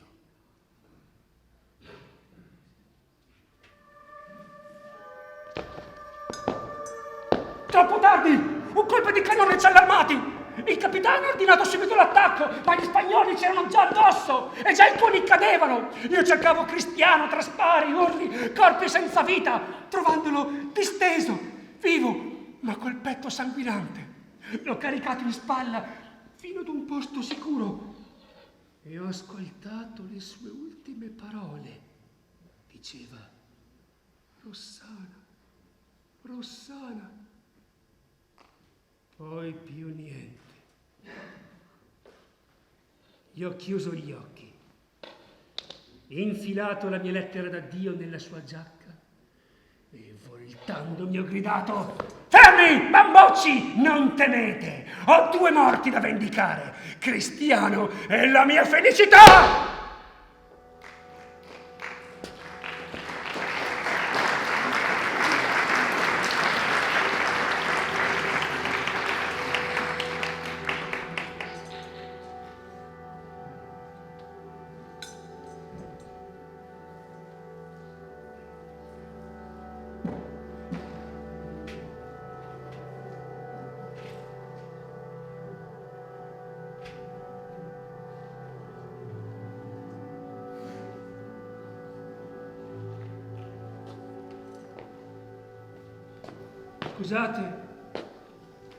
Scusate, sono arrivato qualche ora in ritardo al solito appuntamento.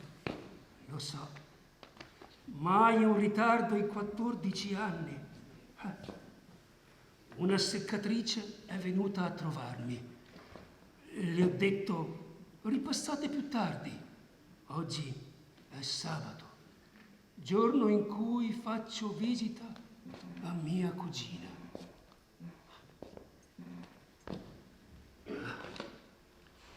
Mi sono seduto dinanzi a Rossana e le ho fatto da gazzettino dell'ultima settimana a Parigi. Dunque, lunedì la duchessa Sofia, martedì i principi Legrand, mercoledì, giovedì, venerdì e... un mancamento. Non è niente, non è niente.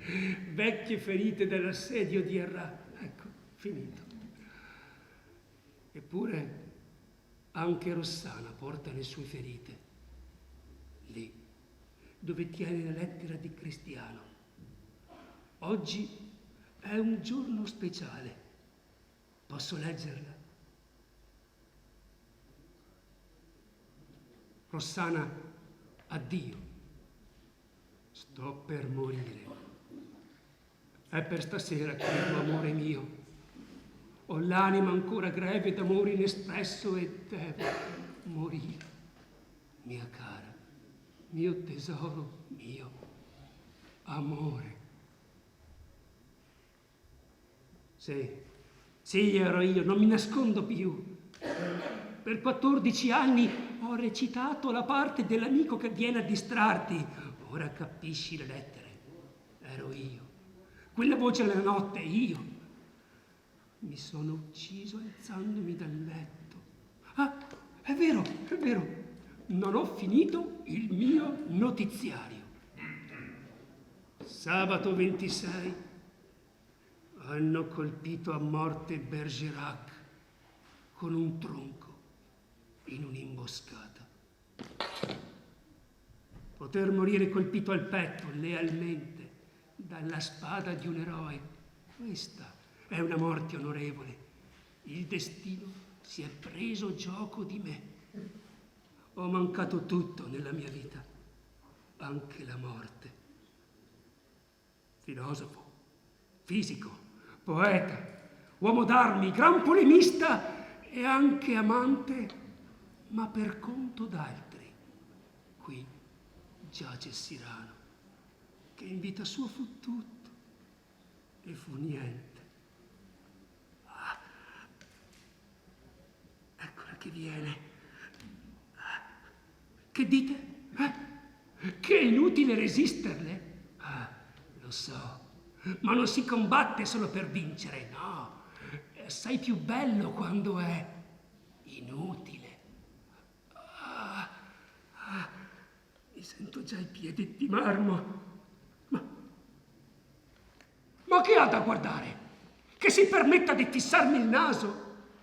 Proprio lei che su quel teschio camuso non ha naso? Non seduto, in piedi, le andrò incontro combattendo. Vi vedo, sì, siete 1000 e 1000. I miei nemici, la menzogna, prendi! Il pregiudizio, l'ignoranza, la stupidità. Lo so che alla fine l'avrete vinta voi. Ma non importa, io mi batto.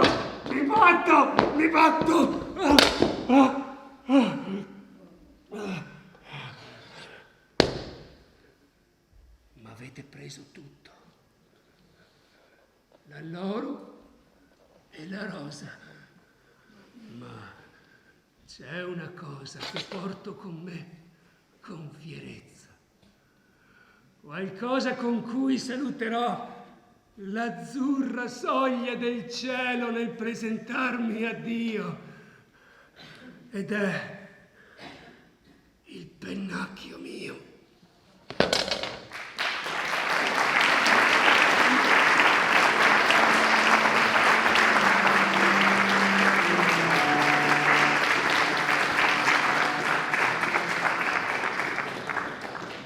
Ed era Castello Errante con Io Bergerac.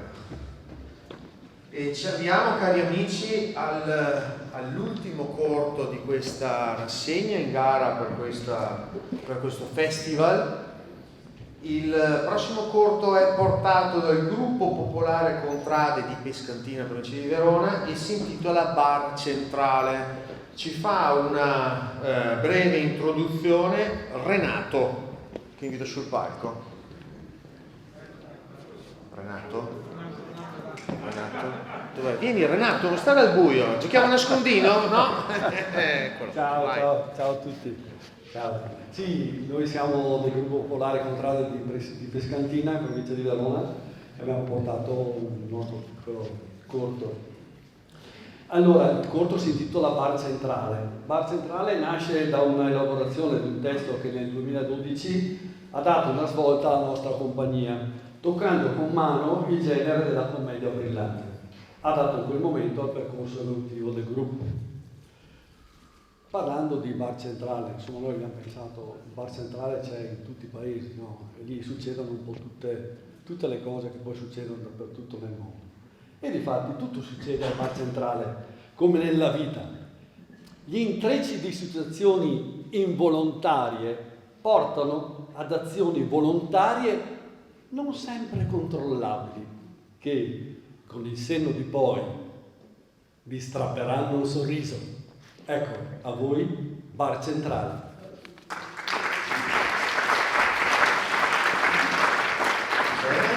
Quindi Bar Centrale, autore Paolo Corsi, regia Gruppo Popolare Contrade. Se sono pronti possiamo cominciare.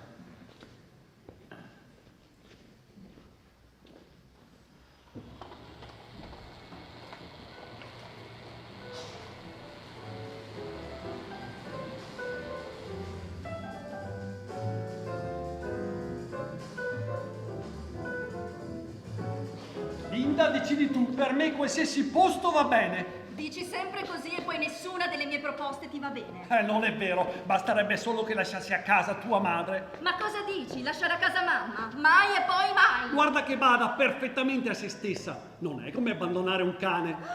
Osi paragonare mia madre ad un cane? Non mi permetterei mai, povera bestia. Sei insopportabile cinico. 2 caffè. Per me una cioccolata. Allora un caffè e una cioccolata. Ecco qua. Così presto. Il solito, no? Ah già, sì. Ecco. Comunque. Venga pure al resto.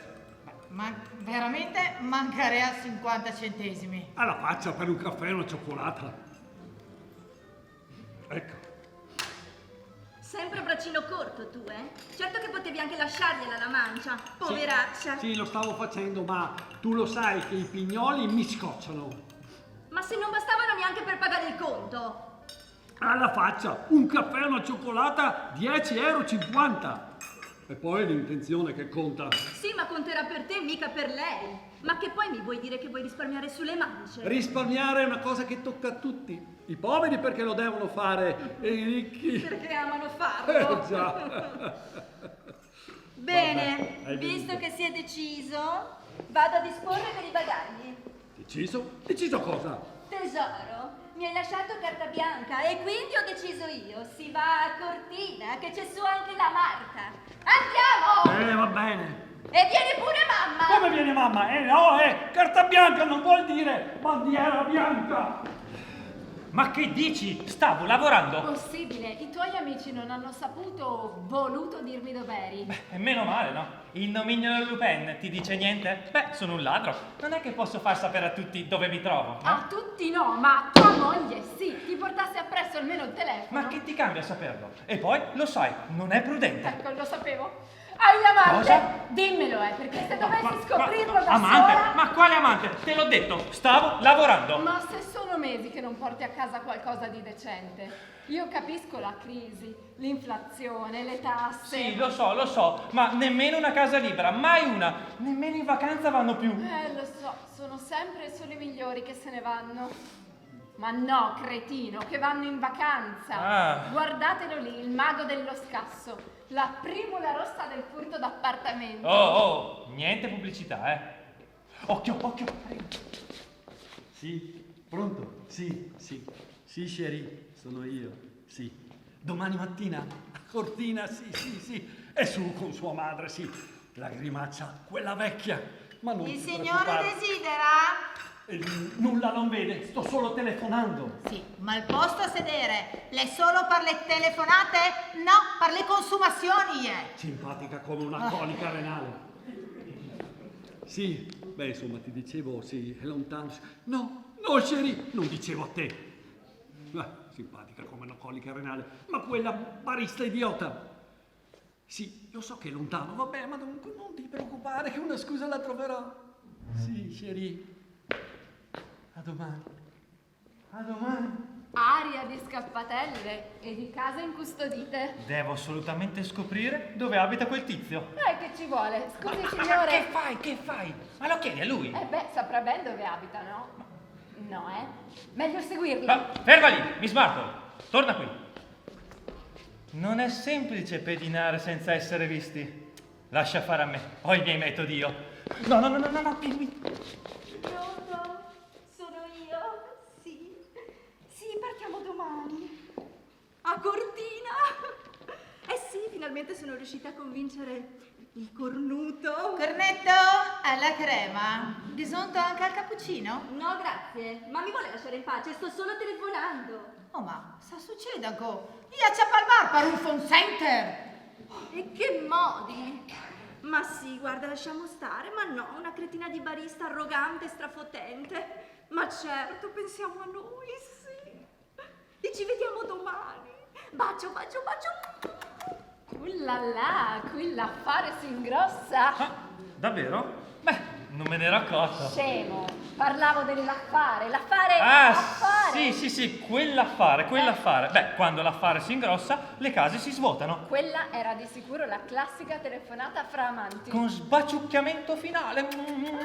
Vedo che te ne intendi. No. Allora è vero, porca! No, smettila. Piuttosto, cerchiamo di scoprire dove abitano quelli. Niente di più facile.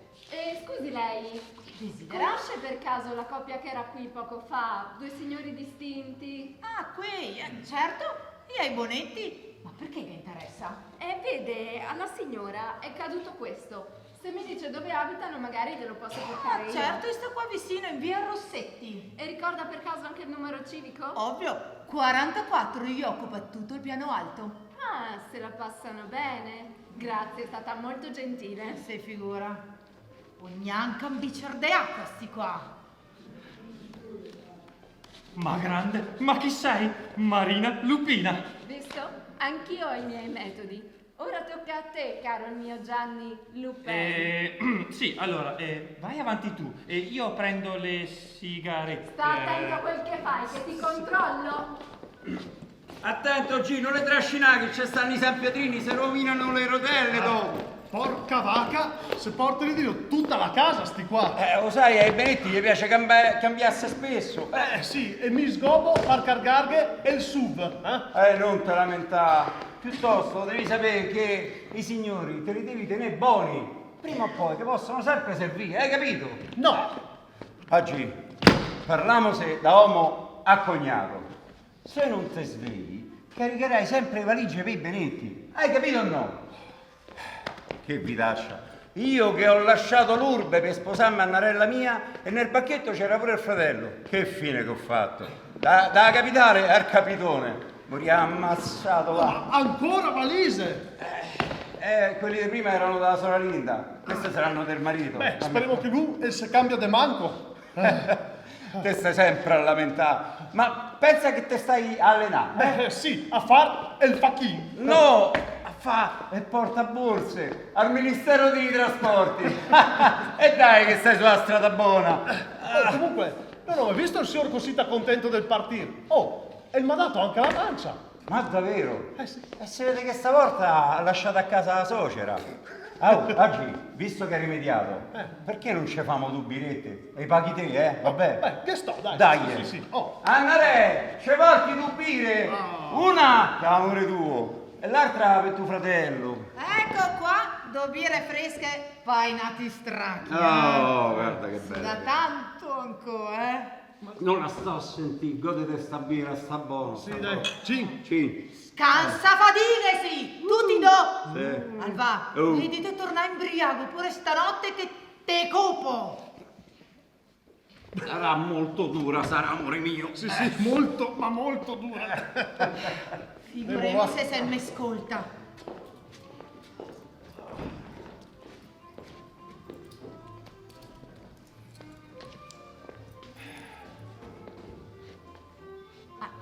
Carina la sua ragazza, un fil gelosa però. Sì, dice che la lascio sempre sola e... Anche a me mi sento sola.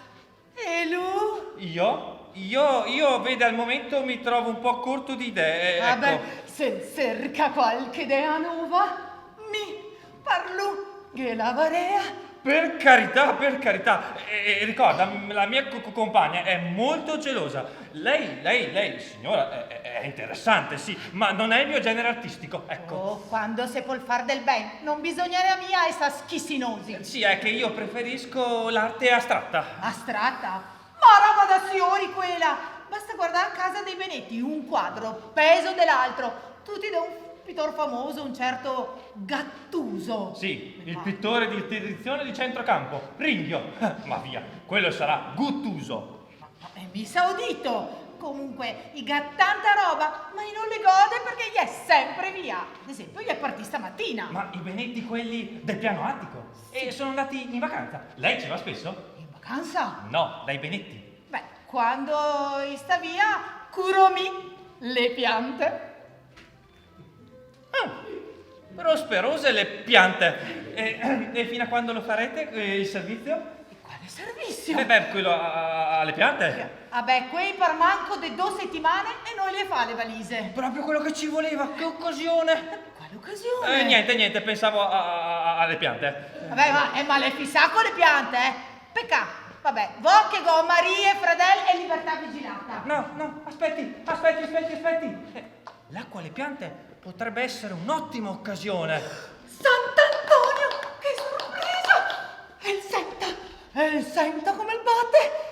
Ottima percossa. Beh, volevo dare un'occhiata all'appartamento. Me ne ha parlato così bene che... L'appartamento dei Benetti? Ma sì, volevo dare un'occhiata alle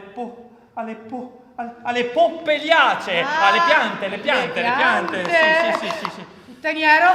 Solo un piccolo prestito di una stanza per qualche ora. Una stanza? A ore! Puttaniero? La prego, prometto che poi lascerò tutto in ordine. E per lei ci sarebbe anche un piccolo compenso per il disturbo. Un compenso? Nella stanza?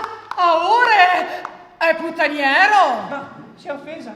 Sì, ma adesso me ne fa solo un servizio alle piante. E le ha bisogno di acqua, né massa, né poca. E a quelle grasse, niente. Per le grasse... Dieta. Disgraziato! Lascia la cerimonia che te struma, capito? No, mi stava solo spiegando come dare da bere alle piante. Ma tu hai fatto un carco ai denti! E perché? Perché mo ti rischio tutti, Non è successo niente. Oddio, non mi sento tanto bene. Sto coso l'ha fatto girare a destra! No, non è come sembra. No. Lasciami stare, ci penso io, Annarella mia! Tiè, bevi! Ma quella è l'acqua per le piante? E se è buona per le piante, è buona pure per i cristiani! Fatta! Oh, allora, come stai? Già meglio. Hai visto che sei ripresa? Mi ha ammazzato, andiamo a casa, va! Che il servizio delle piante stasera lo famo fare a tuo fratello! A mio fratello? Ma se quello le pesa il muso dei tigri! Hai visto? Già sta una favola! Favola? Quale favola? È il brutto da troccolo! Oh, vieni qua, disgraziato! No.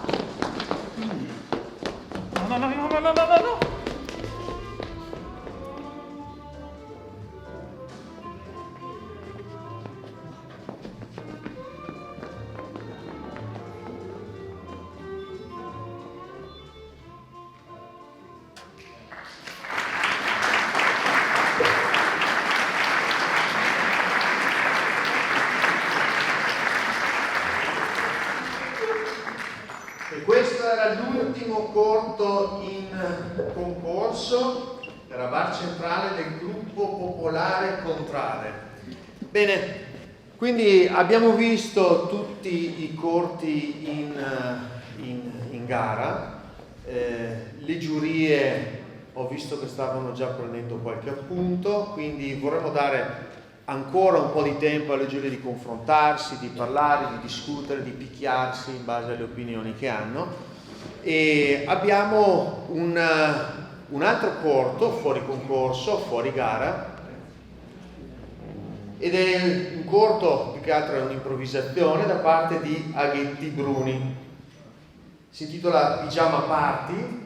Non so se qualcuno degli Aghetti Bruni vuole venire a presentarlo. Sentiamo se da dietro mi dicono qualcosa. Qualcuno vuole venire a presentarlo? Sì, arriva, mi ha detto, sta arrivando. Quindi nel frattempo, eccolo. Abbiamo già visto tutto, caspita. Ragazzi, Vai, ci racconti 2 parole quello che ci portate sul palco.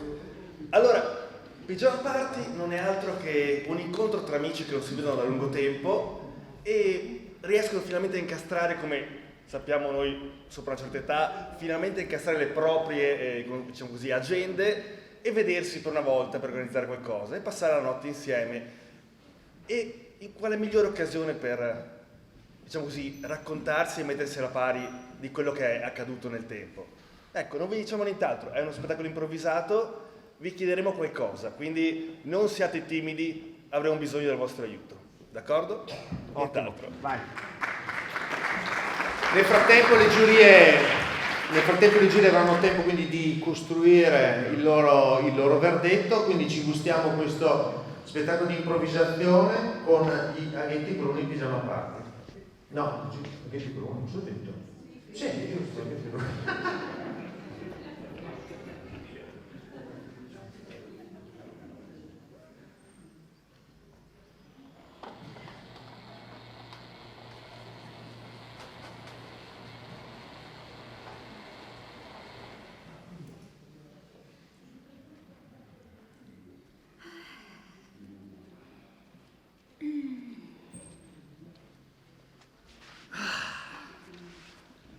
Ti sei messo già comodo anche tu, bene, dai. Sì, già comodo.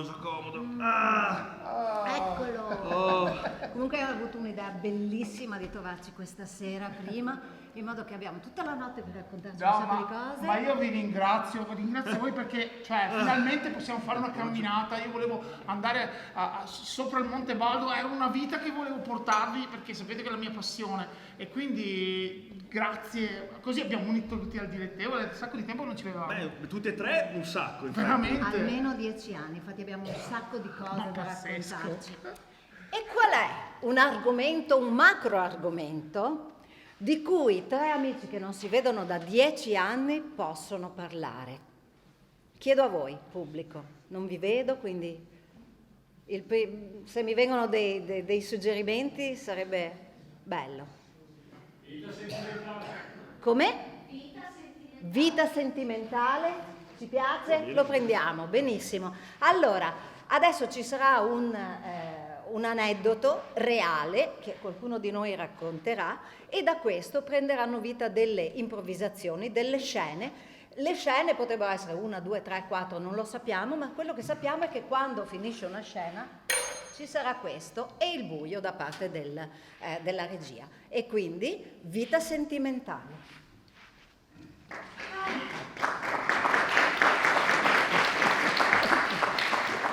Insomma ti sei trovato l'amorosa. Sì. Allora, perché sapete che sono una persona estremamente indecisa con le donne, no? Sì, me lo ricordo. Questa volta ho avuto il coraggio di andare a chiederle di uscire. Hai fatto il passo tu? Sì. Allora, vabbè, una volta l'ho fatto io, no? Oh dai, non ci credo. Allora, sappiate che quando ero più giovane mi è capitata questa cosa. Allora, io ho avuto un amore, sai, quegli amori quasi stil novesco, quasi alla Dante, no? Quando ero, diciamo così, adolescente. Questa ragazza ci eravamo solo scritti, mandati lettere, non siamo neanche mai scambiato un bacio. Quando eravamo adulti, ci siamo ritrovati tramite Facebook. E si è riaccesa la fiamma. Però stavolta eravamo adulti. Ma dai. E a un certo punto lei abitava in Toscana. E a un certo punto ero per lavoro a Bologna, ci siamo sentiti, era un po' che ci scrivevamo. E gli ho detto: che te ne pare se stasera tipo invece torno a casa con la macchina, passo gli Appennini e vengo a trovarti? E sembrava che si concretizzasse la cosa. E alla fine abbiamo avuto paura entrambi. Ma dai. E per non rovinare questa idea di questo amore idealizzato adolescenziale, non è successo nulla, siamo rimasti amici però. Ma è così. Quindi non hai passato gli Appennini? No, non ho passato gli Appennini. Ok. Ho passato il Po. Sono tornato su Ok.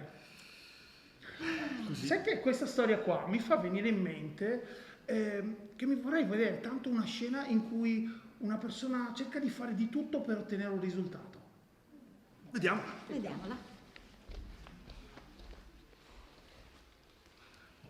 Sì, il prossimo. Salve! Prego. Allora, lei è venuto a fare questo colloquio Sì. perché ambisce quindi al posto di direttore generale nella nostra azienda? Sì. Io ho fatto solo il magazziniere finora, ma me la sento caldissima. Però nel suo curriculum lei scrive delle cose incredibili. Cioè, lei mi dice che ha fatto solo il magazziniere, però è riuscito in tutti questi anni a raggiungere questi risultati. Cioè, lei facendo il magazziniere ha fatto arrivare le aziende dove ha lavorato prima al top. Al top! E mi dica qual è il suo segreto, perché sa, come CEO dell'azienda Il devo muletto. capire. Il muletto è una grande metafora della vita, il muletto. Perché, vede, ha questi due assi. Sì. Che tu metti una cassa. Mi faccia vedere, Guardi. come Ecco. maneggia il muletto. Guardi come lo muovo con delicatezza, anche all'interno di questa stanza. Per dire, Ma infatti, dentro gli archivi, di guardi solito, come posso come lo dire- muovo, anche un po' come passo di danza. Posso dire, signor Meneghetti, che di solito chi viene a fare dei colloqui non si porta il muletto. Ho visto al massimo dei fogli, delle cose. Non è vero, segretario? Quindi lei mi dice che con questo muletto potrà dirigere bene la nostra filiale a Norimberga? Sì. Ma no, è troppo poco.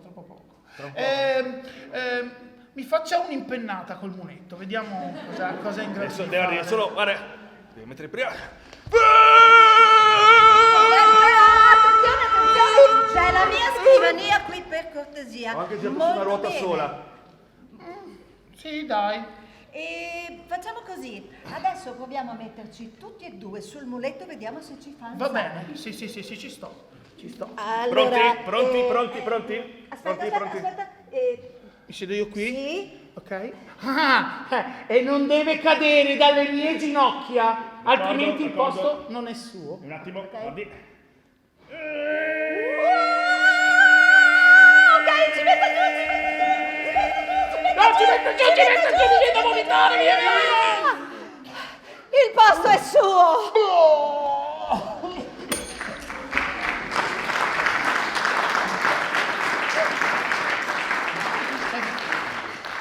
Un pochino sì, mi è venuto di nausea. Sì, vero? Sì, perché è così, in fondo il muletto ha questa cosa.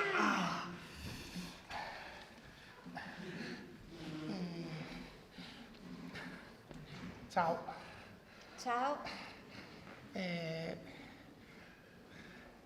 Sono Elefantino 76. So che la foto era diversa, però adesso puoi capire perché Elefantino.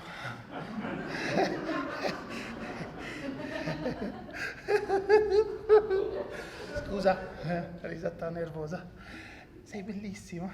Grazie. Oh, è bellissima, è bella, bella. Allora, dammi dei suggerimenti. Allora, dille che lei è molto più bella di quello che era in foto. Molto più bella. Sei molto più bella di quella che era in foto. Grazie, in effetti sono stata dalla estetista. Sa che non ho fatto una bella battuta, voglio dire, dimmene un'altra che...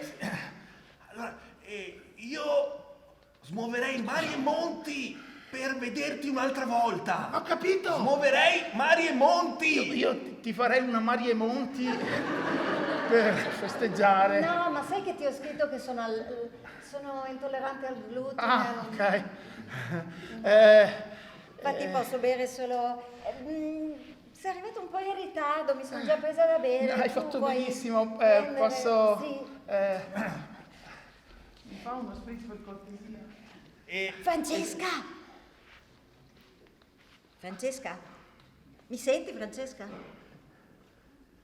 Francesca, mi Sì, senti? ti sento. Non è per niente come nella foto. Va bene, ma insomma è simpatico. Non lo so. Fa delle battute un po' stupide. Ok, hai capito se ha una carriera stabile? Un futuro? Ma non abbiamo ancora parlato di queste cose. Al sodo devi andare! Se entro 5 minuti non ti dice la sua RAL, è inutile. Ma io non sono così banale, lo sai. Sì, ma dovresti esserlo. Devo andare... scusa, era la mia amica.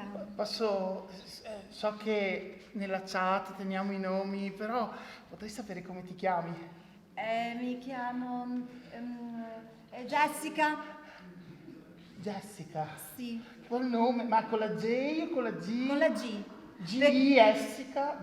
No, con la G. Praticamente mio Tipo papà ha sbagliato all'anagrafe e hanno scritto il nome Jessica con la G. È una cosa terribile perché tutte le volte devo andare e dire no, Jessica con la G. Allora, Jessica con la G, Jessica Camelozzi, c'è solo lei con la G. Jessica. L'ho trovata. Grazie. Allora, recentemente ha cambiato il suo stato sentimentale da innamorata a è complicato a quindi ho delle sono possibilità. disperata, sì. Ok. Vabbè, io mi chiamo Elon. Elon? Sì, sono un imprenditore. Come quello là? Elon Salvetti. Vendo muletti nella zona del Veronese. Io faccio la parrucchiera e la mia amica, la mia migliore amica è la mia estetista. Ah, ecco perché hai fatto tutto un... Sì, mi ha toccata lei oggi. Comunque... Cosa ti dico adesso? Ho finito gli argomenti. La pizza non la mangia? Cosa? Dille che la puoi portare sulla luna. Però vabbè, senti... Vuoi che ti... Guarda, sei così bella che ti porterei sulla luna. Col muletto. C'è un mio amico che è molto bravo, che è... Vuole salire? Ma lui è il tuo amico? Sì. Sì, ho un muletto elaborato. Scusa, lo sei molto simpatico, ma... Salga pure sulle... Credo di essermi appena innamorata. Ma andiamo! Sei zonato allora!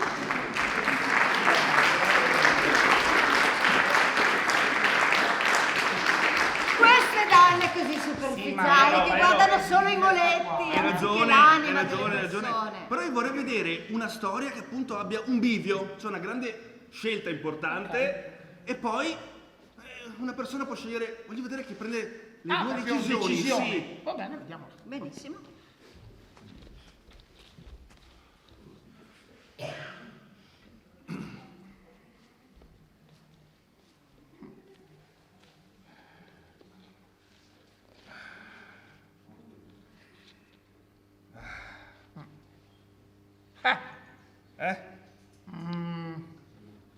Non è una semplice decisione, Cioè, perché se tu prendi questa parte di qua, hai il sole, capito? Questa parte di qua è il sole, vedi che c'è, che c'è la... Non ti si vede, c'è il sole. C'è il sole. Ok, ho capito, c'è il sole. Mentre di qua però d'estate stai fresco, capito? Capito. Ma senta questa bifamiliare, sì. quindi dammi del tu, tranquillo. Sì. Posso Sì, posso chiamarti Sì. Agenzia Immobiliare Francesconi? .it, sì, certo. Per gli amici agenzia allora Sì. solo, ti chiamerò solo agenzia. Posso mettere via il planning? Metta via il plastico. Grazie. E Ok. quindi dici che la mia vita sarebbe estremamente diversa se prendessi via dei Girasoli 12 o via dei Girasoli 14? Certo, perché via dei Girasoli 12 c'è il sole, via dei Girasoli 14 abita Sabrina Salerno. Cioè, poi valuta tu, perché nel senso... Boys, capito? I'm looking for Cioè, good times. Boys, però dico c'è il sole, cioè, Sabrina, bella. Sabrina, Boys. scusa amore che c'è sempre nuvolo qui. Scusa, ho messo però diciamo così, l'effetto luce, così puoi fare il solarium qui dentro nella stanza, anche se il sole qui non c'è mai. Però se tu irradi la mia vita, Sabrina. Come sei carino! Boys, I'm looking for good times. Senti, Sabrina, volevo capire una cosa, perché noi siamo insieme da un po' in questa casa. Sì? Lei sta importunando Sabrina Salerno. No, ma lui è il mio fidanzato! Però non me l'avevi detto, qua non c'è scritto fidanzato è fatto così con la pancia, con poco capello, con barba, non c'è scritto niente qua. Ma tu sei la mia guarda del corpo! Guardami il corpo e stai zitto! Anch'io solo guardo il corpo. Allora facciamo un lavoro in due. D'accordo. E invece, qui dove c'è sempre il sole... Però qui è un'altra cosa, vedi? Cioè, proprio... ti mette buon umore, capito? È vero, perché Quindi- io mi affaccio e la Quindi vedo... 14 o 12? Posso dire la verità? Sì. Posso dire la verità? Sì, prego. Nonostante tutta la stima che ho per la straordinaria professionista e artista che è Sabrina Nazionale, io ho bisogno di luce. Va bene, d'accordo.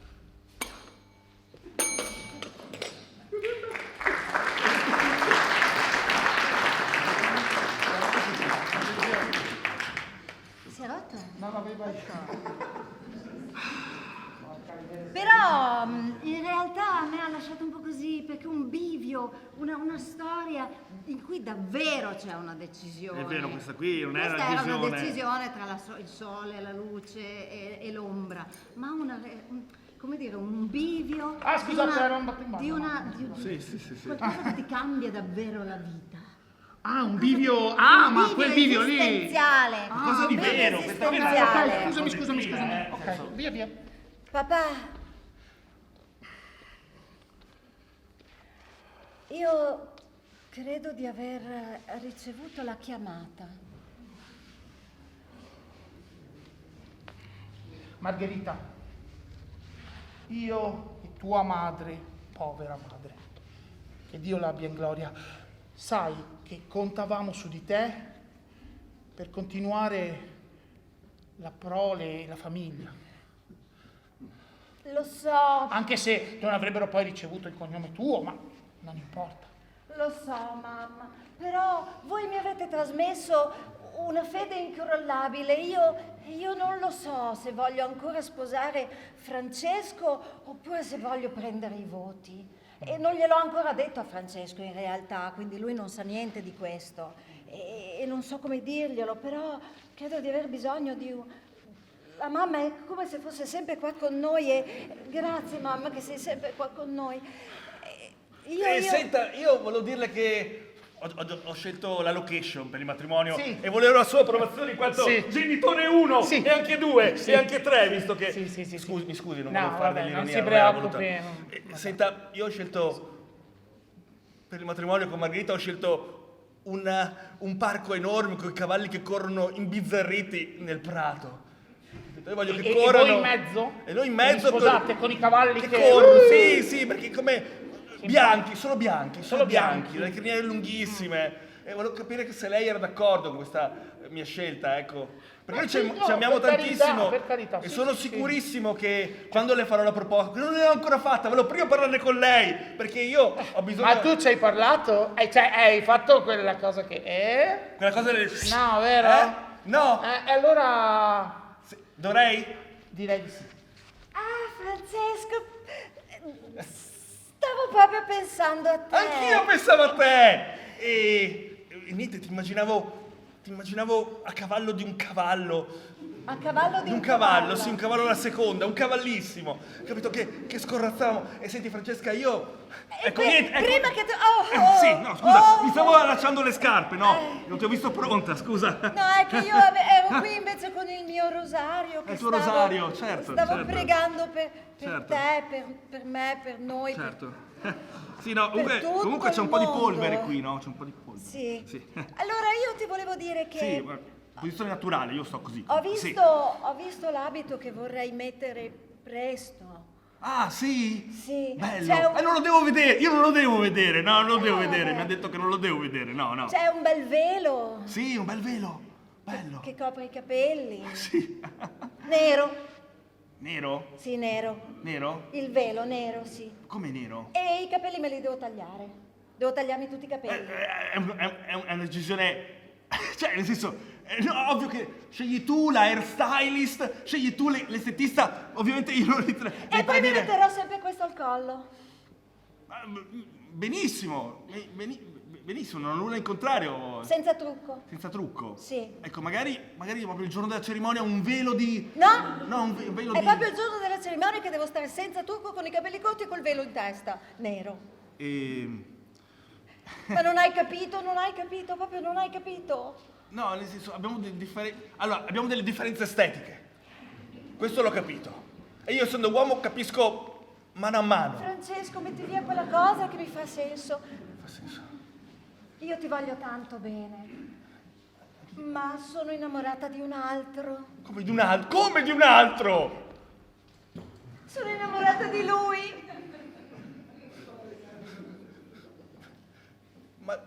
E voglio essere la sua sposa per sempre. Mi dispiace, avrei dovuto dirtelo prima, lo sento almeno da un paio di mesi questa cosa.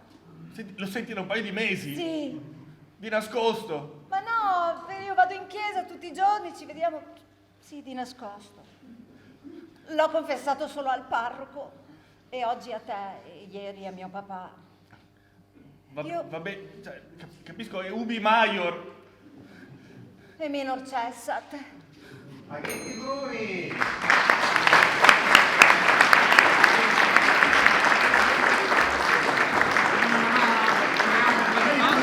Dacci secondo. Dai. Voice, voice, voice, voice, voice, voice. Pronto, pronto? Va bene. Siamo un attimo qui. Bene, quindi siamo arrivati alla parte più calda della serata con le premiazioni. Quindi, se dietro hanno liberato, sì, apriamo di nuovo il sipario e invitiamo in ordine di apparizione le compagnie. Quindi abbiamo per primo il Teatro delle Ortiche con Invisibili, che invito tutti a mettersi qui dietro. Un applauso. Venite. Mettete qui dietro. Teatro delle Ortiche Invisibili, lavori in corso, mani forti e delicate. Prego. Lavori in corso. Eccolo.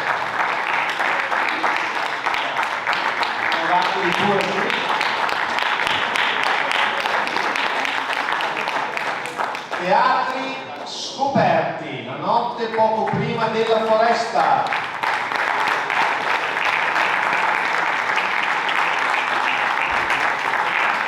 Meritenghe. Ci davanti che lei cade già le giro se non la fa.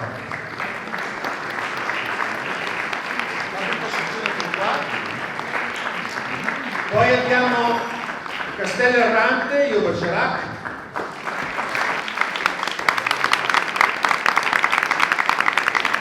Gruppo Popolare Culturale, Bar Centrale. Invito sul palco il nostro Presidente. Abbiamo dato il microfono. Siete tesi? Siete carichi? Se dicono di no, però sono tesi. Bravissimi, grazie infinite ragazzi. Se noi siamo qua è grazie a voi, grazie alla vostra bravura, al vostro impegno, alla vostra passione. Quindi oggi Guilt, oggi Teatro Prova, Alvaredo d'Adige ci ha permesso di riunirvi tutti qui e questo è un privilegio. Il teatro ci ha permesso di unire Belluno, Treviso, Padova e Verona sullo stesso palco. Quindi grazie davvero, grazie dell'opportunità e grazie a voi perché avete fatto tutto bene.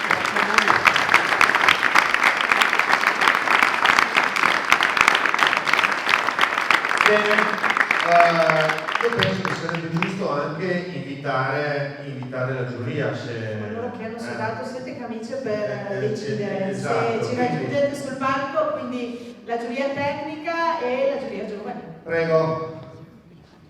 Le ultime fatiche, ce la potete fare, siamo arrivati alla fine.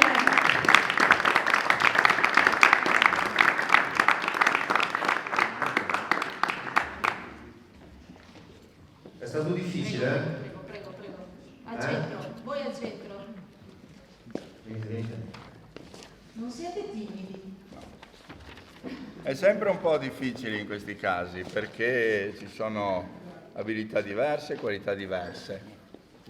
Però allora facciamo così, io direi partiamo prima con la Giulia giovane, quindi andiamo a sodo perché sennò qua manteniamo Luca. Chi parla? Parlo io. Vai.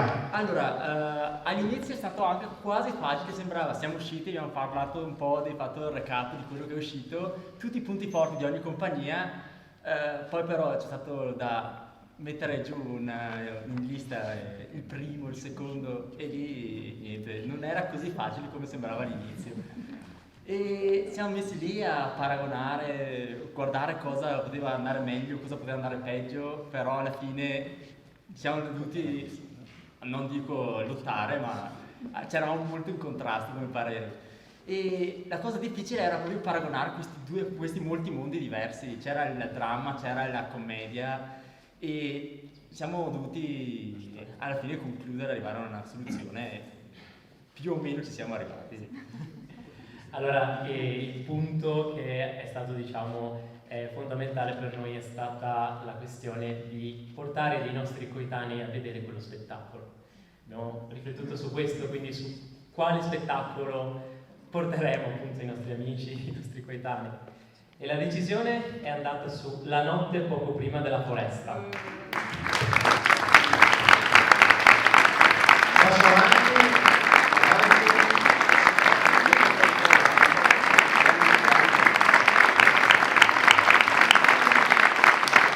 Fatto un commento anche sulle motivazioni, un commento anche sui motivi della scelta. Sì, no, nel senso, la motivazione della scelta è per la tematica trattata soprattutto. È stato per noi anche molto decisivo il fatto che dopo lo spettacolo al bar con questi amici ci farebbe discutere questo spettacolo. La risposta è stata sì, banalmente. Non è, anche poi anche la qualità interpretativa sicuramente, ma l'insieme anche dal punto di vista tecnico dell'interpretazione e tutto quanto ci ha dato degli spunti molto interessanti. Un applauso, grazie.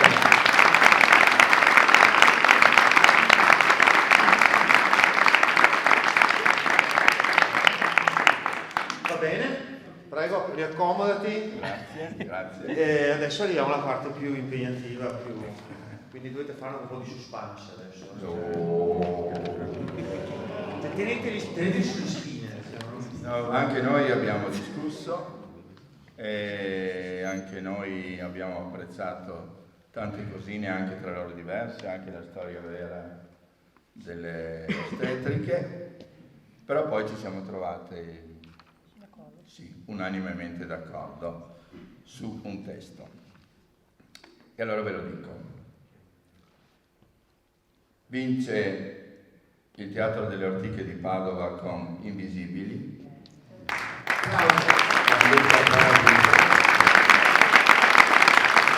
Con brutta motivazione.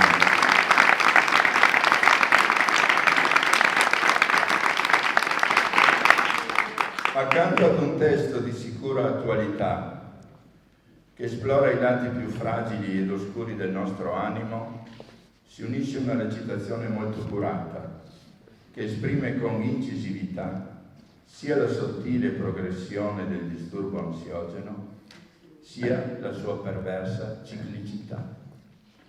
Grazie.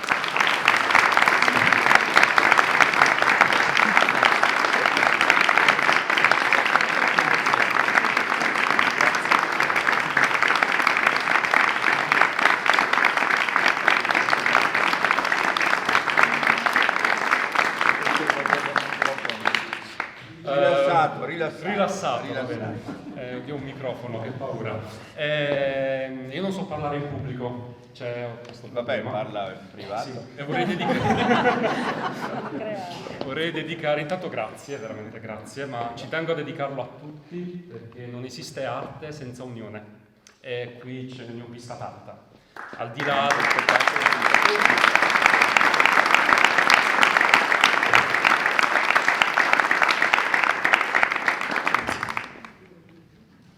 Bene, sì,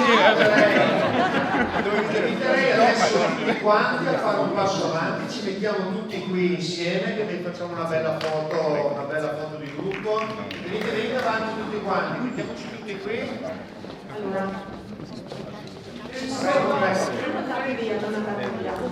sono naturalmente tutti i regali, i premi che Teatro Prova, il Comune d'Albaredo e la WILT vi vogliono consegnare. Prima di tutto, come ha detto Gianluca, io ringrazio infinitamente tutti i ragazzi perché si nascondete. Si nascondono, i giovani si nascondono. Davvero è un privilegio poter essere qui oggi.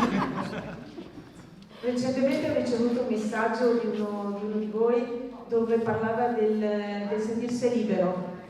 Qualcuno ha detto Unione Libero Teatro, ho scelto di appartenere a questa famiglia, a questa grande famiglia della WILT, proprio perché sentirsi liberi e quello che abbiamo visto sul palco, tutta la diversità è ricchezza.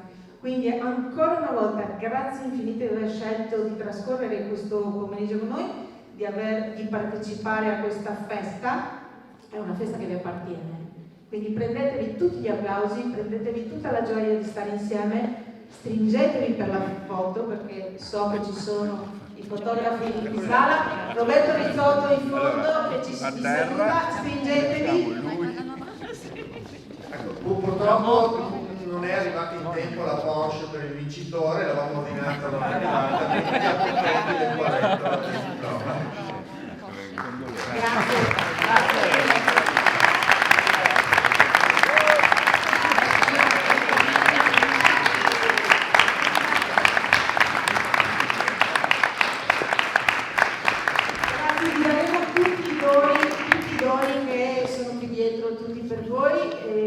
Una piccola sorpresa che l'11ª edizione vuole donarvi. WILT Veneto quest'anno con la complicità di, lo sentite i nomi, perché voi pensavate ai nomi difficili, Eros, Patrick e via, giusto? Non ho sbagliato? Ecco, con la loro complicità quest'anno uno dei premi, dei doni che faremo a ciascuna compagnia è il corto dedicato a voi, quindi video della giornata dedicata in maniera che possiate promuovere i vostri spettacoli. Quindi grazie, naturalmente non ve lo diamo in tempo reale, un attimo per la post-produzione, ma volevamo regalarvi questo dono proprio perché sappiamo quanto sia importante la promozione in futuro. Ancora grazie e ci vediamo l'anno prossimo. Ciao.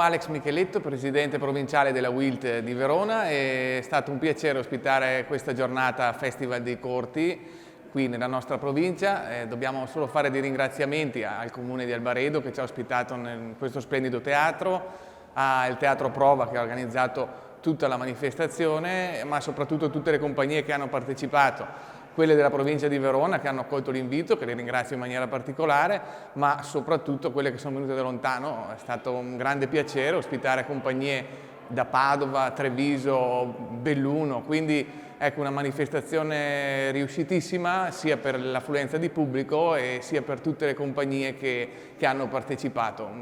Grazie a loro per l'impegno che ci mettono e viva il teatro e viva la WILT.